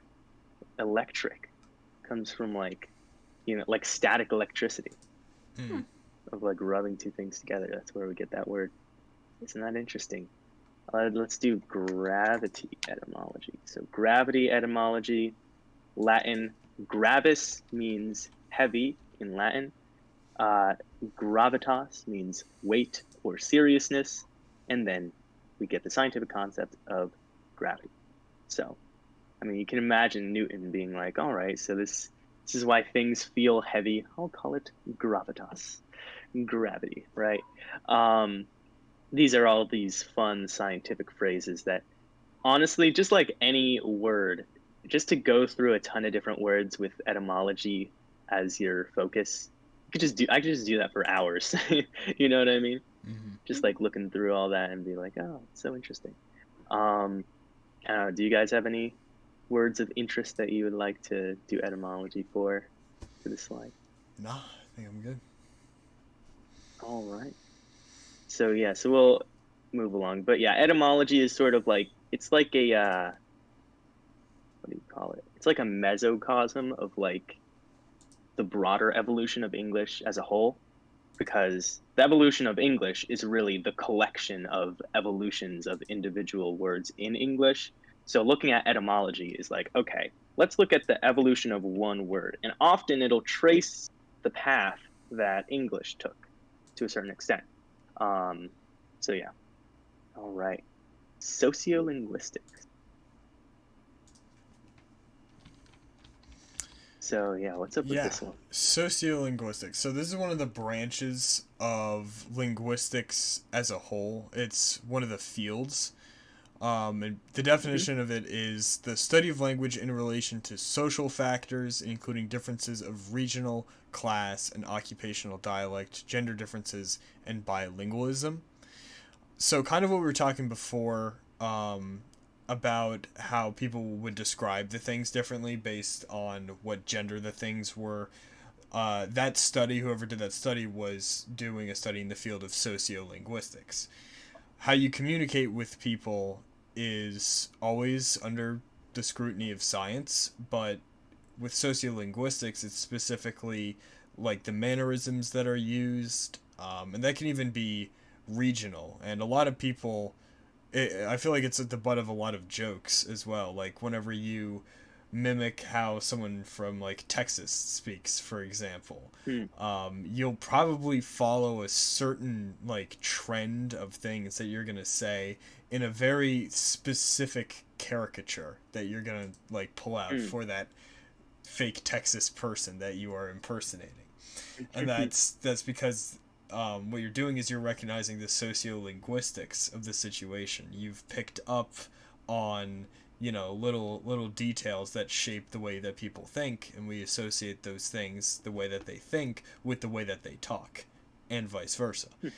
So things like that about how, and going like back in time, specifically about how it said about different class levels speaking differently. If you go back to Victorian times, that's probably the best example of that, because the nobles and the aristocrats, they spoke very refined, like in whatever language they were speaking, very refined, in a very refined manner. But you could tell that if someone used like poorer English, for example, like, and Charles Dickens used that a lot. I think that was in Great Expectations, about how characters who were from lower income levels would speak poorer English, because the two went hand in hand in that time. So it's more of a dialect, I would guess. But, you know, historically, languages have cropped up due to social factors in some circumstances. But sociolinguistics is just kind of the branch or the field of studying all of that. It's a pretty big one, actually, and not a lot of people realize how big this field is, but, you know, it's basically all of that. And it does dip slightly into the next one, but we can get to that later. It also works for specific people and with writing. Mm-hmm. If you've ever heard someone talk about like someone's style of writing, that's probably this part. Because you can notice different word choice, different syntax choice that comes up more commonly. People that use dashes versus ellipses, things that you could say one way, but you choose to say a different way. Mm-hmm. Sometimes there are people that, like with the things that I keep saying, I say and a lot. Some people will say like, or like they'll make different noises. There are like little words that people will repeat more often. I say man 300 times a day. And you don't, I notice a lot of them just because my brain works on overdrive, but sometimes it's fun to pay attention to what your friends say, because there's a lot of little patterns you can see if you pay attention. Yeah. And I like. Oh yeah. I was just gonna talk about. Well, I like. Go ahead. Sorry. It's all good. Go ahead. Well, no. What were you gonna say? I was just gonna talk about another piece yeah, of the definition that is. Guys, there's a delay. Yeah, I think there's a slight delay. Yeah. I'm gonna stop. You're gonna stop. All right, I will go. So, I was going to talk about another part of that definition. It goes beyond class levels, but like occupational things. For example, like I've noticed that a lot of restaurant slang has actually become like regular slang. Like if you say, "Oh, I'm gonna 86 something," that means I'm gonna get rid of something. That started as diner slang, that people in a diner would yell to each other. If Baker's dozen is 13. Yeah, baker's dozen being 13, stuff like that. That is usually slang specific to, a specific occupation. But then there's the old saying about how you can, tell the difference between a plumber and a chemist, I think. And that's how they pronounce the word unionized, or if they were chemists, they'd pronounce it unionized, because they're both spelled the same way. So that's another occupational difference. Max, please go ahead. Yeah, sorry about that. It's okay. It's my bad too. Yeah, no, I was just gonna talk about writing styles. Like something I find strange with the writing styles is where you put the quotation marks. Particularly when there's like a punctuation mark. I don't know why, but this is just like particular. Okay, so say you have, this is called a blank, right? Do you put the period before or after the quotation mark? After. For the word blank. Like if you were writing something. I'd say after, yeah. Yeah, no, that's See, actually... I always do before. No, that's... Is that the standard? Incorrect. Uh-oh. No, that's not a writing style. I just always do that. That's not writing style. No, that's okay, genuinely just wrong. Not right, because you put it on the inside when your quotation marks are indicating dialogue. But in this case, it's referencing a word. So if you're referencing the word, you wouldn't reference the period because it's not part of what you're talking about. So the period goes outside the quotation marks. I should probably stop doing that. Probably. Because I have always done that. Oh, man. This is why I'm on this episode, because I am grammar queen. Always. Wow. All right. That is unfortunate. I mean, it's a pretty common, I've always common error, to be fair. Yeah, I know. Oh, but then what about commas? Do you even do that? Like the comma goes outside? Yeah. Like if you're doing... Oh, no. Yeah. You see, I understand that for like bigger punctuation marks. You know what I mean? Like for a question mark or an exclamation point, I'm like, okay, yeah, that should probably go outside the, the quotes. But then when it's like a period or even like a comma, I'm sorry, I digress. Hold on, I'm just double checking Um, myself because I'm yeah. usually right, but now I'm afraid. Oh man.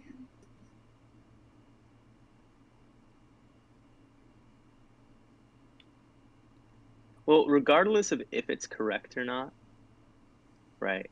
The fact is that anything that's a common mistake eventually may or may not just become part of the language as it evolves. You know what I mean? It depends on. It depends. It may or may not. I'm Like omitting in the yeah. No, go ahead. I'm too tired to remember why Okay. it depends, but it does. But yeah, like omitting the K in like knowledge, right? Probably started off as a mistake. You know what I mean? But anyway. No, that is interesting. Grammatical difficulties.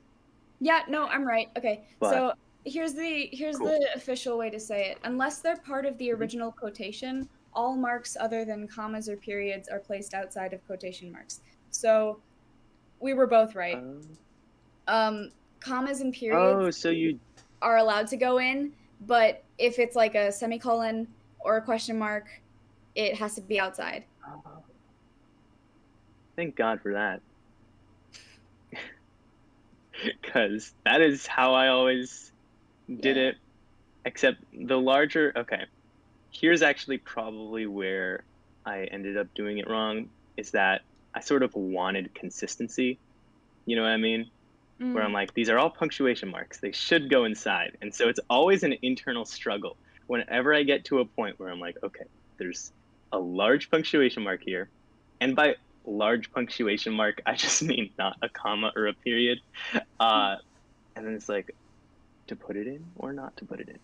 Because the correct answer grammatically is to not put it in. And it like sort of, it makes sense to not put it in.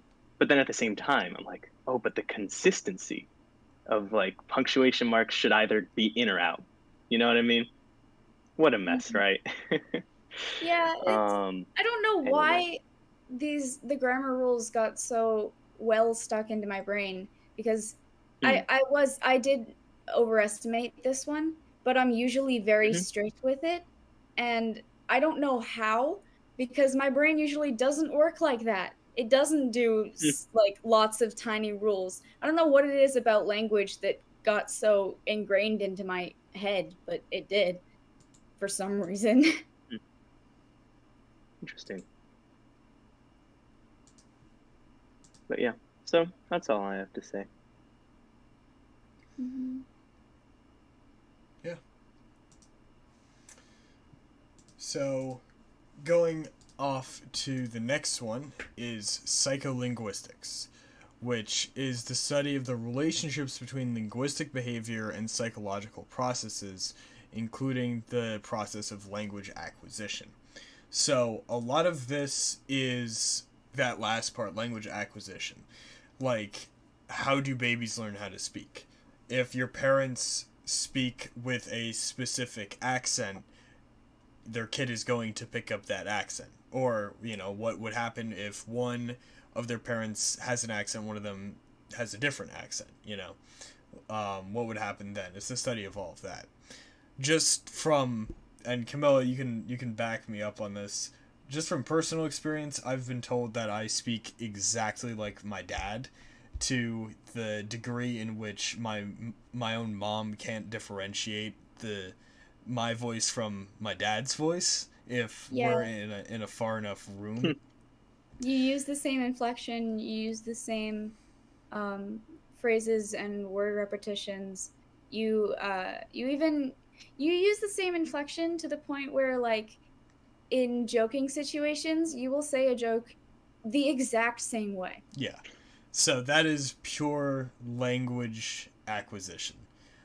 I don't know why I more followed the language pattern of my dad. Just as a younger kid, I definitely spent more time with my mom, so it's strange that I would pick up my dad's method of speaking. but it's pretty freaky is what I've heard, because when we're on the phone talking with someone, like even like my grandpa, like my dad's own father, he can't tell the difference between the voice of his son and the voice of his grandson. So it's strange that the thing is, it's most noticeable with your dad because you have very similar vocal ranges also. You do speak like your mother also. It depends on the context of the conversation. When you're speaking more seriously, you sound more like your mom. You have similar inflections there too, the way that you describe things. When you're speaking like you're presenting or like you're telling a joke, that's when your dad comes out. And like that's the relaxed situation, and you're relaxed a lot of the time. So that's why it sounds more like your dad, even though you spent more time with your mom. And that's why really every time, you know how you, me, and Pluto say we've become the same person? Yeah. It's because we spend so much time with each other that we adopt each other's inflections and tones and linguistics. Like we literally got it ingrained into us so that now we speak similarly. And yeah, it's... Oh yeah, what's that called? Yeah. No, yeah, go ahead. No, yeah, I was just saying, all of that, like, field research that we have just completed by talking about, you know, my speech patterns and all of our speech patterns, that would all fall under the purview of psycholinguistics. And there's actually a very early experiment on psycholinguistics. I don't know if you guys have heard of this, but I believe it was a Dutch king that wanted to find out what the true language of God was. So he sent 2 children off to a deserted island to be raised by a mute woman. And he wanted to know what language they would start speaking. Now, that story has been pretty much lost to history and embellished. It's the most common thing is that the kids did not form a language. They would, like, motion to each other and stuff like that. There's one telling of it that says the kids started speaking fluent Hebrew, but I doubt that. I doubt that very highly. I think that might have been a a very biased source. A biased source. Yeah. But that was a psycholinguistical study done by that. I think it might have been a prince, actually. I'll have to look that up later. Sorry, I didn't mean to just like psychoanalyze your entire life. No, it's all good. I'm sorry if that was creepy. No, it's all good. That was not my intention. No, that's interesting. Okay. Yeah, another interesting like phenomena I would say is, So I found the experiment. Language deprivation experiments. Okay, yeah, no, I recognize that title. Yeah, so, yes, the experiment was carried out by, it was of Rome. It was the Holy Roman Empire. Very different. The Holy Roman Emperor Frederick II, in the 13th century, for he would learn whether they would speak the Hebrew language. He expected them to speak either Hebrew, Greek, Latin, or Arabic. And then someone repeated the experiment. That was James IV of Scotland. And again, that was the one where they were like, "Oh, yeah, the kids were speaking good Hebrew." I don't think so, buddy. But the most likely thing is that children raised by isolated and raised by mute parents will just be mute themselves, despite having all the biological capacity to make sounds. Yeah.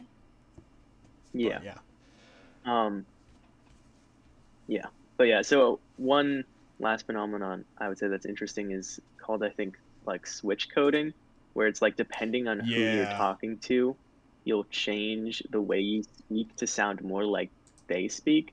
So Yeah.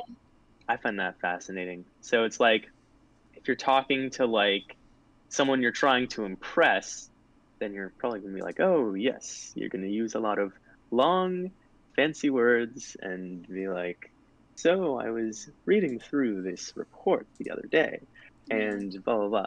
But you know, if you're with your friends, then it's just like, yeah, whatever. Like you can The easiest like just more common casually. way to say that is the customer service voice. Like the reason there is a customer service voice is because we literally speak differently when we're faced with different situations. A lot of people speak differently to their friends than they would their parents, than they would their teachers, than they would their boss. Like it's we changed so much. And there, oh my god, there was also a mess with that because of different languages, speaking in different languages. You get different inflections, like not just because of sentence structure, but you sound like a different person, and it's harder to tell. Oh, I forget what it was exactly. I think it was insanity. Someone was doing a test on someone to see if they were sane, and in English they couldn't tell, and in the second language, or in English they could tell, and in the second language they couldn't. I forget what it was exactly. Oh my god, I read about it years ago. What was it? I think it was like psychopathy. That's fascinating. That is interesting.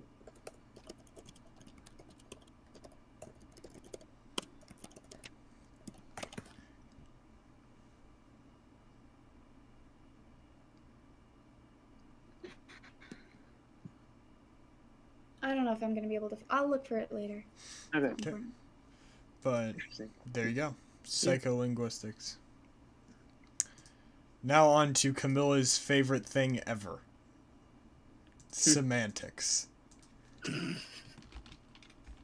If you have not caught on by my absolutely joyous tone, it can get a little aggravating. So semantics the study. Some beef here. Is the study of my Chinese getting here. Is the study of meaning, reference, or truth. So this can also refer to the subfields of linguistics. So specifically, semantics under the purview of linguistics is the branch of linguistics and logic concerned with meaning. So basically the logical aspects of meaning, but often you'll hear the phrase like, oh, well, that's just semantics and stuff like that. Basically, if you try and just say something that everyone knows what you mean, but isn't absolutely correct, a girl by the name of Camilla will appear in your room and snap your neck so fast that there will be burn marks on your spinal cord. It's a new SCP. Yeah. No, I'm joking. What is it? SCP-173? No, I can be really, really bad with this. So because sometimes I won't even be paying attention, and I'll just say it, and then I'll realize that I have interrupted all conversation just to correct something that doesn't matter. But like I'll say it because like I'll notice, and then it just comes out of my mouth, and then we start a debate, and then everyone gets annoyed. Ugh. Yeah, music stops. Record scratch.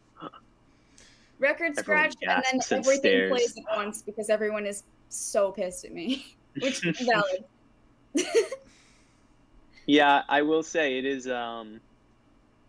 Semantics has a bad reputation, I think. Commonly, you'll hear like if you're in an argument with someone and they get like frustrated, they'll say like, "Well, now we're just arguing semantics," as if like it's something trivial that doesn't matter. And depending on the argument, it may be, because if it's like, if you're saying like, oh, I think that, cheese is the best, like Swiss cheese. Say, I think Swiss cheese is the best, and then someone says, no, I think cheese with holes is the best. And it's like, well, you're actually both saying the same thing to a certain extent. I imagine there's other cheese with holes in it, but you know what I'm trying to say. Like if you're saying, and that's where I would come in and you're say saying something that means the stupid, same like, thing, but in a well, different I mean, way. square, rectangle, rectangle, square. Not all cheese with holes is Swiss, and then everyone will. Yeah. That's semantics. That Exactly. is. It's going too far deep into specifics to the point where common sense would make it irrelevant, but specific, like, strict definitions wouldn't. That is semantics. It's my home. Yeah. So, like, if you were to say something, like, for example, if you said, I could care less, like, everyone knows that means you don't care at all. Yeah, like, but everyone knows what it means. I always say I couldn't care less. Yeah, I do actually say I need to make sure. But the semantics would say, oh, so you do care to some extent, but but semantics can be very, very useful, especially in law, because that's where it, like, really comes down to it, because in a court of law, semantics is your best friend, because that's how, whether you are on the offense or the defense, just from, like, debate. What's up? Sorry, I've never heard anyone describe a court of law as offense and defense. I mean, that's what it is. That's so funny. The prosecution and the defense. Yeah, the prosecution, the defense, the offense, the defense, the goalie, the ref, the goalie. The goalie is the jury, the ref is the judge. I'm okay. I'm fine. Keep going. Continue. Interesting. But the thing is that no matter where you are, legality is derived from acute legal definitions. Constitutional law is sometimes derived just by the actual text in the Constitution. I'm not saying that's how that should be interpreted and all that jazz, but that is where constitutional law comes from, the actual text of the Constitution. Of course, you have to adjust that for whatever the hell, but I'm not talking about that right now. That's why they revise laws so much, and that's why loopholes work. Yeah. Yeah. But yeah, it's very interesting, because sometimes you'll get a legal case where, like, the definition of a crime in, like, the states, like, in the statute is, say, like, a sentence. And the sentence, has, like, a dozen words in it. And because it has a dozen words in it, there's, like, 8 different criteria that need to be met for it to technically be that crime. So say it's, like, I don't know, murder or something, right? You can have the defense try to, like, get their person off from, like, murder, saying, like, yes, we will concede that they did kill that person because we cannot disprove it. It's like on video or something. Yeah. But, because, like, this word doesn't match, they're off scot-free. You accused this that person sort of, for like, a crime, crazy so situation. You can try again later. Exactly. You can, call for an appointment. We'll maybe put you on hold for 3 weeks. But since this specific court hearing was for this specific crime, he didn't do this specific crime, he is not guilty. Yep. But there's also, I think there's, like, we also have the, like, no double jeopardy thing, which basically it's like, if you're innocent the first time, then you can't be brought back in and sentenced as guilty. Not for the same crime. I forget precisely what it is, though. Not for the same crime. So if it's a different crime, okay, so you can change it. But yeah, like, that can be, like, pretty high stakes. Like, that can be pretty serious. I mean, think about that. Like, that is the power of semantics right there. And it happens. Yeah. So, yeah, I was just looking at instances of court cases being decided on the basis of purely semantics. And I just got this article from the New York Times up. Basically, there's this Supreme Court case. When's this from? This is from 2017. There was this Supreme Court case about making sure that death row inmates have adequate resources to challenge their sentences. So basically, there's a lot of exposition, but what it comes down to is the difference between two phrases. If these two phrases mean the same thing or mean different things. And the two phrases are reasonably necessary and substantial need. And so Justice Samuel Alito said that the two phrases mean the exact same thing, because he says, I've been racking my brain trying to think of something that is reasonably necessary for me to obtain, but as to which I do not have the substantial need. And he can't think of an example. Several of the court's more liberal justices disagreed, saying that reasonably necessary connotated matters that a reasonable lawyer with finite resources would try to pursue. The caveat about finite resources, Justice Alina Kagan explained, was just to make sure that, like, a reasonable attorney for Bill Gates would scour the earth and not care about it. End quote. So, again, it's coming down to do those two things that, like, if you just look at them, you'd probably be like, yeah, like, they mean the same thing. And what you would have to do is you would have to think of an example that would disprove that, which is what Samuel Alito was trying to do. And we were... Yeah, what's Sorry. up? No, what's up? The other issue is using things like substantial and reasonable in court cases, because those are things that can be disputed. Those are things that can be debated. Yeah, those are incredibly objective words, which is tough. Because those are subjective. Subjective. I mean, those are interesting choices. They leave a lot of room for interpretation beyond even the difference. I find that surprising. I don't find it surprising. It is pretty strange. I find it weird because a lot of legislation is written incredibly vaguely, but then the law is interpreted in the judicial field super literally and objectively, which is I guess ideally the law would be interpreted objectively, but then also ideally it would be written objectively. You know what I mean? So it's so strange because I just find it so strange how vague the laws are. You'll get a word like reasonable. I'm like, every word needs to have a definition here. I don't know, because it's it's the law, right? So it's it's the most important thing. Issues with both. Yeah, but so semantics, that's fair. Very, very important when you are looking at law stuff, or even taking on a personal level. Say that you're given a contract. Knowing your semantics, and again, that's kind of delving into the law there, but knowing semantics can help you figure out if you're getting a square deal from a contract or not. Because if they're trying to con you out of something by using, language that kind of sounds like one thing, but they have this loophole that they're going to use to flip the thing on its head, and we're going to talk about that a little later. That knowing and being able to recognize that stuff, that will help you out with, if you're ever put in that situation where you're dealing with someone a little shady and they're, trying to get you on this deal and you're not sure if it's good for you or not.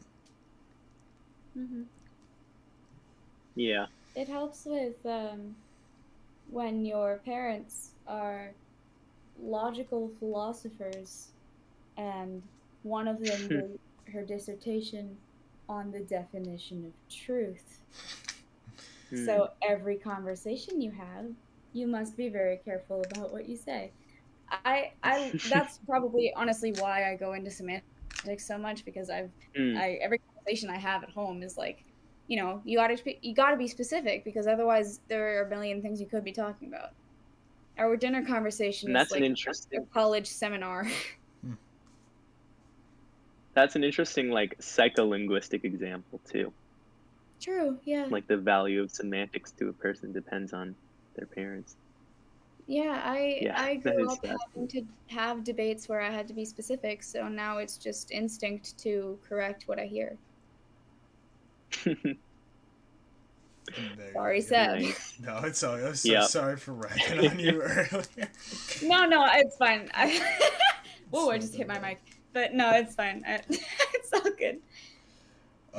But yeah, that is semantics, trying to discern absolute meaning of things. Mm-hmm. Next, we have logic. So, buffalo, buffalo, buffalo, buffalo, buffalo, buffalo, buffalo, buffalo. I didn't use any emphasis there, so that sentence is kind of incorrect based on just like emphasis, but that is a grammatically correct sentence. Mm-hmm. Because, and you have this chart up here, basically, here I have the buffalo up. I have many buffalo up. The buffalo me. So, basically... The capitalization reveals it all, though. Yeah, it kind of does. Most of it. You still have to know, because one of those, Yeah. one of those verbs isn't very commonly used. Yeah. Mm-hmm. The... yeah, you want to explain it? Yeah, sure. So, that tree up there is called a parse tree that helps you parse out a sentence. So, on the bottom level, PN is proper noun, N is just noun, and V is verb. Then the NP is the noun phrase, the RC is the relative clause, the VP is the verb phrase, and then the S is simply just a sentence. So, buffalo, buffalo, buffalo, buffalo, buffalo, buffalo, buffalo, buffalo is a sentence that means the buffalo from Buffalo, New York, are intimidated by other buffalo that are intimidated by other buffalo from the city. Buffalo.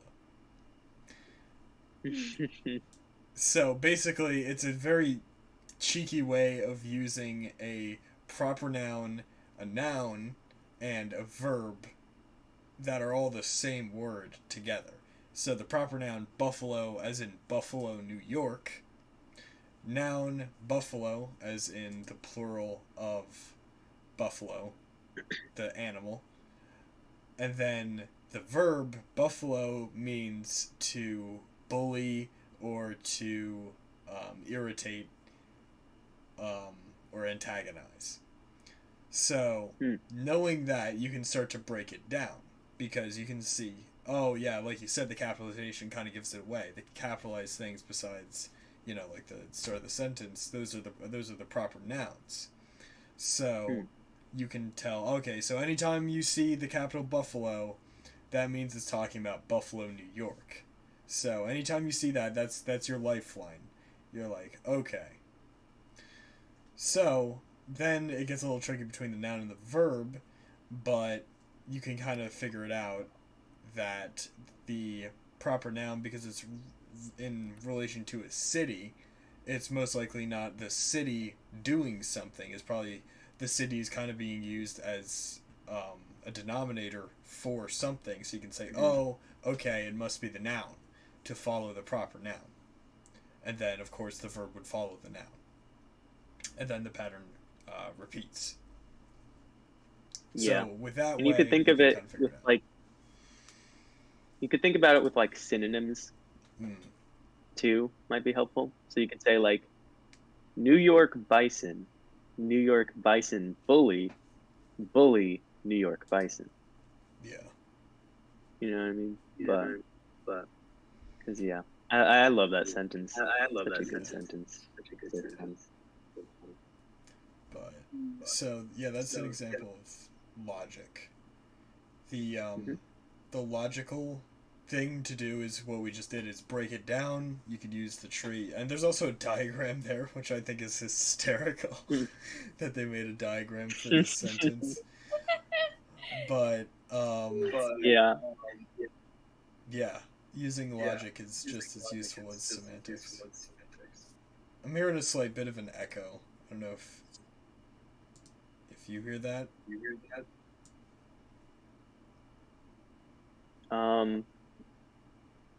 I don't think it's me because I just have my headphones. Camilla, are you echoing a little bit? It might be me. Yeah, I'll try adding headphones. Give me a second.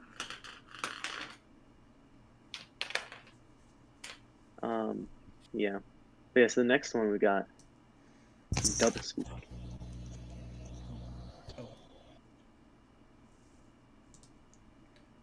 Yes, so doublespeak, also fantastic for law. Oh my god, if you want to be a lawyer, use doublespeak. If you want to be a dick, use doublespeak a lot. You know, it's fantastic. But I repeat myself. I repeat myself. So, we use this, I use this, Jacob doesn't like using this. I often use this in debates, usually not competition debates, but debates just like staples on staples, like people on the debate team just practicing, like sparring verbally. Basically, I will often use this just to like get my point across, and usually it's just pass off as a joke, but if you're good enough at it, you can get something done. So what doublespeak is it's most commonly embellishment or the use of very sneaky language to make it seem like one thing is not as it is. So one of the examples is, I publish on the world's largest internet video platform for an audience of untold billions. If you said that, that makes you sound like the number one, Joe Rogan Experience, like the biggest, like farthest reaching voice and influencer on the platform. All that means is that I have published a YouTube video. That's all that means. Yeah, I just want to like hold a glass of Chardonnay like this. You know what I mean? And be like, I publish on the world's largest internet video platform for an audience of untold billions. Just like that's how that's the YouTubers. That's what they say to their parents. When asked, what do you do for a living? This one YouTuber I watched, he was like, oh, he says I'm a video editor. Like that's what he said. But yeah. Dude, 1984 is such a good book. Yeah. That's what I always. Yeah, that's the other definition of the doublespeak and doublethink thing. But this is more like the legal thing. It's just like cognitive dissonance, basically. Yeah, but man, 1984 is such a good book. Like that's just a separate statement. It just is. Man. Yeah. Man. But it's a more fun word for cognitive dissonance. Cognitive dissonance just sounds like overly clinical. Yeah. I like to say doublethink. It's like it's sharp. But yeah.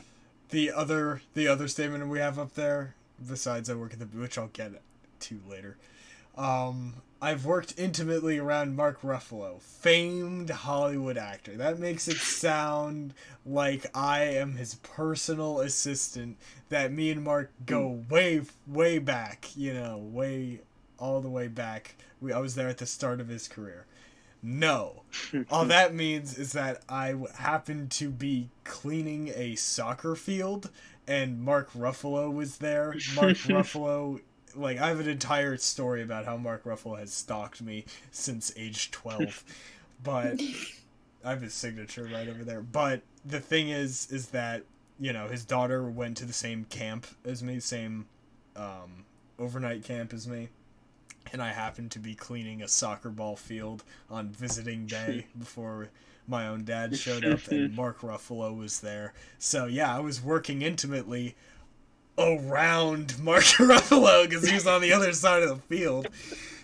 And yes, he is a famed Hollywood actor. Mm-hmm. This is especially why semantics is important. Exactly. Semantics is the absolute enemy to doublespeak. It's the absolute counter. And then there's I work at the BK Lounge. Dane Cook is one of my favorite comedians of all time. I love him. He has and there's no way we can play this here, but he has a bit called BK Lounge, and basically what he does is to impress girls, he tells them that he works at the BK Lounge. What that means is he works at Burger King, and he just calls it the BK Lounge. So, and that's a kind of a comment. That's not really doublespeak. That's more just straight up lying. But again, it's the spirit. Well, that makes me think of another. Yeah, another doublespeak you could say is like, I work as a food distribution manager at one of the world's largest food restaurant companies, like and that just means I'm a cashier. Yeah, I'm a chef. So I make the food. That's fun. That's like that's like resume language, absolutely, it's super good on a resume. Honestly, semantics is the enemy of resumes too, honestly. Yeah, for real.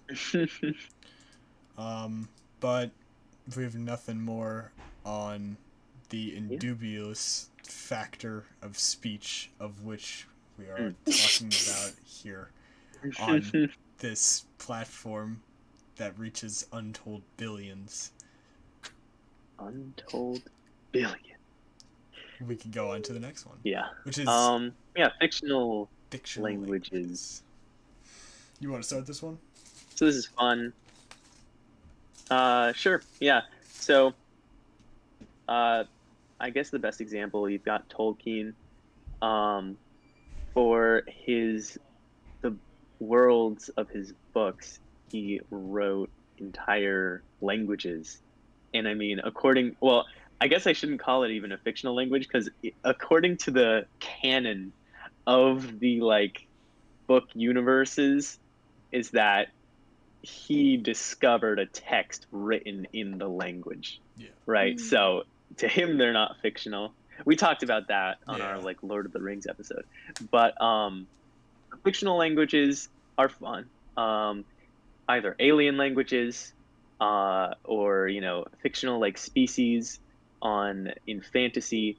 Authors like to do fictional languages, basically fantasy and sci-fi authors mainly. Because otherwise, what purpose do you really have to make a fictional language? Because otherwise, you don't really need one. But some people just make a fictional language without a story attached. But go ahead. Do coding, encryptions? Do encryptions count as fictional languages? Well, I would say coding languages. Not coding are languages. Real. Well, okay. Well, then encryption. I think raw text that's encrypted is just randomized, and it doesn't convey information until you decrypt it. And if it doesn't convey information, then I would say it's not a language. All right. I don't know if that logic makes sense. Well, but then you could say that it's not a language until you translate. Well, no, it still conveys information. To who? I don't know. I don't think it would be, because I don't think the spirit of language is really there. If you get what I mean, the point of language is to convey information between two things, two or more things. The act of encrypting something is kind of doing the opposite. You don't want to convey information. You want to convey information, but you want to convey them to only specific people. Oh, so encryption to that end, yes. Okay, yeah. So well, I kind of get what you're saying there, because that kind of takes me back to as if I was there. World War II. Yeah, I played Oh, a it big really takes role me in back. World War II. Yeah. Normandy. Yeah. Yeah. But because what they would do is they had the Enigma machine and stuff. Mm. So big into encryption and stuff like that. But also happening were those Navajo code talkers, right? Mm. And what they did is they used the Navajo language to just kind of go back and forth with each other, but they had to kind of get it out a little quicker because, like, they still had to, like, get it out decently fast. So what they would do is they would use nicknames for things. Like, grenade was the word for potato, just because the word for potato was shorter than the word for they didn't have a word for grenade, you know. So like, or like bird was helicopter because the word for bird again, you know. Stuff like that. But so I kind of get what you're saying there. So I would say it's like a fragmented language at best, because you would never be able to go to like a dictionary of that language, but there are individual words that are passed along. It would have to be, So in I order would to say be a it language, I think it would depends on have to the have encryption. like consistent rules. Yeah, you need consistent rules and repetition. So depending on the nature of the encryption, the quality and the quality Yeah. of the encryption, because Yeah. so you could say like Pig Latin is incredibly poor encryption, and that's why you would think of it. Okay, it's a language kind of. Caesar cipher, also fairly poor encryption, but I guess you could say that is difficult. That is a difficult question. But definitely what I would say is not language is the sort of modern computer cryptology, because they use like, you know, prime number that is like, you know, greater than 10 to the power of 1,000. You know what I mean? Like a prime number with 1,000 digits to like completely randomize the code. And it's like, it would take you 1,000 years or something to figure out the code unless you had the password. At that point, I'm like, it is thoroughly encrypted enough that it is no longer language. I don't know. Debate in the comments, right? But words that's very used interesting. in a structured and conventional way and conveyed by speech, writing, or gesture. And that's where semantics. So I guess you could in. say if it's not structured and conventional. I don't know. Well, I don't know, man. It is structured. It is structured. I don't know about conventional. What counts as structured, I guess, is the problem. Well, it needs to be... Is a completely random string of characters structured? No, it needs to have consistent rules. Yeah. And even then, it's not even that consistent, because we have the whole I over E thing, and it's I before E except after C, and But it has to be. By technicality, English becomes unlanguaged. Well, that's why it says structured and not consistent. Structured is just kind of like, it's another one of those like difficult semantics, because like reasoning in law, it's just it's a little bit up to interpretation.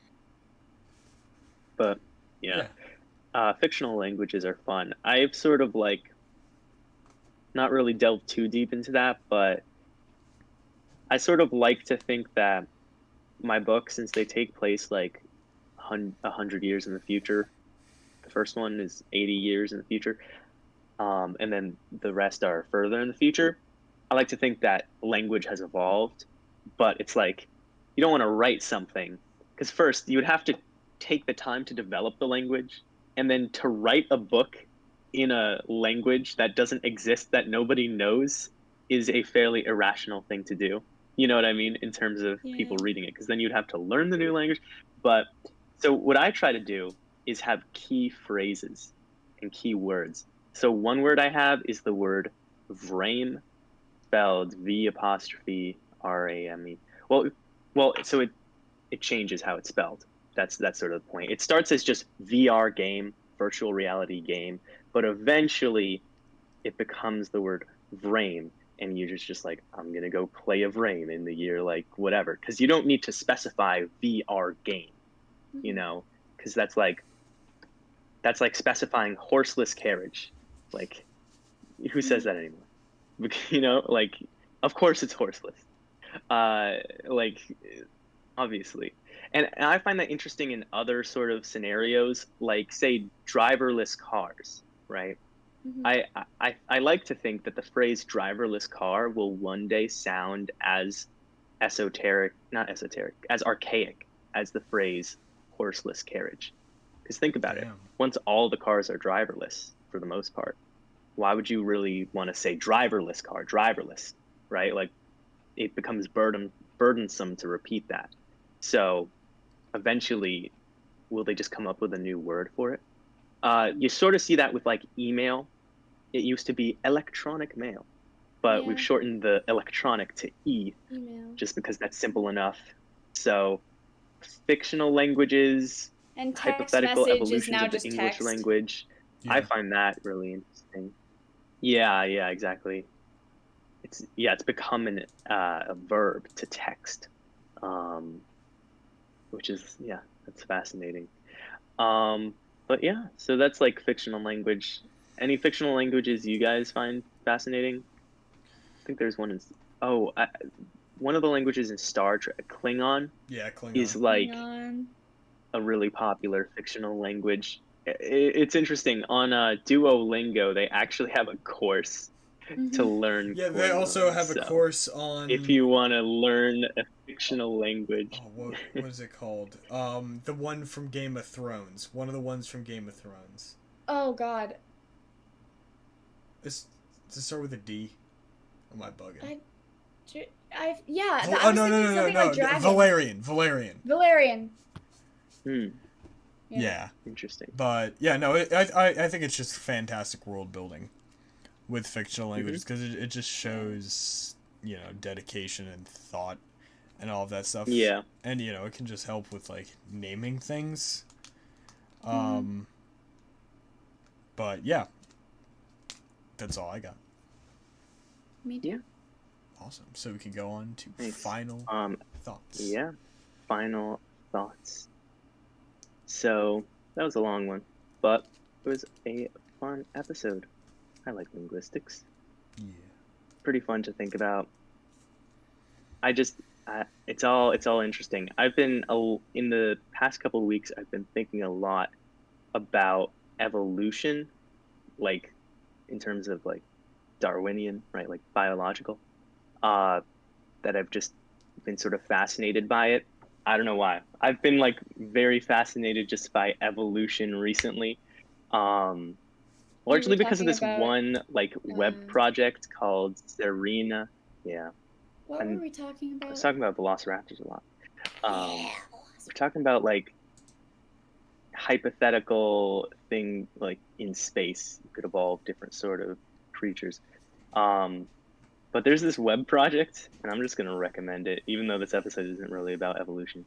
It's called Serena, Serina, and then it's a natural history of the world of birds. Serena, a natural history of the world of birds. It's this web project about a planet that has no other life forms. It's like terraformed by humans, right? And we put a few different kinds of plants on there. We put some fish, and then we put like ants, and like that's it. And then a canary, just like pet canaries. And they are the only species at first. And then the web project sort of takes you through the evolution of these canaries to fill all those biological niches that are missing. And it is just so interesting. It's very fun reading. I just love reading it. It's great. But yeah, so tying that back into to linguistics, what really interests me with linguistics is like the history and development of languages, and then the possible future evolution of languages like English. Like, what sort of trends do I see in English today? Like, and how will that carry into the future? And how is the way that we speak shaped by the past? Just so fascinating. But yeah, that's my main interest. What do you guys think? My favorite thing is Malifaux because they make me happy. You want to give us one real quick? Yeah. So, first of all, definition of a Malifaux is an idiom mixed with another idiom. So technically it's an error, but it's so funny. So it's like... Oh, yeah. Count your blessings and don't count your chickens before they hatch can be blendered into don't count your blessings before they hatch. My personal favorite is we'll burn that bridge when we get to it, which is a mixture of burning bridges and crossing bridges when we get to them. Mm-hmm. Because I love the idea of already knowing you're gonna mess something up, but like being resigned to it and just letting it happen when it happens, like not worrying about it right now. I love that so much. But Malifaux are quality. I like to have all my ducks on the same page. That reminds me of the most recent XKCD comic, which is called The Danger Mnemonic, and it's now remember, if red touches yellow amid leaves of 3 under a red sky at morning, you should probably just get out of there. Yeah. So. Yeah, I love that. And then the subtext says, it's definitely not the time to try drinking beer before liquor.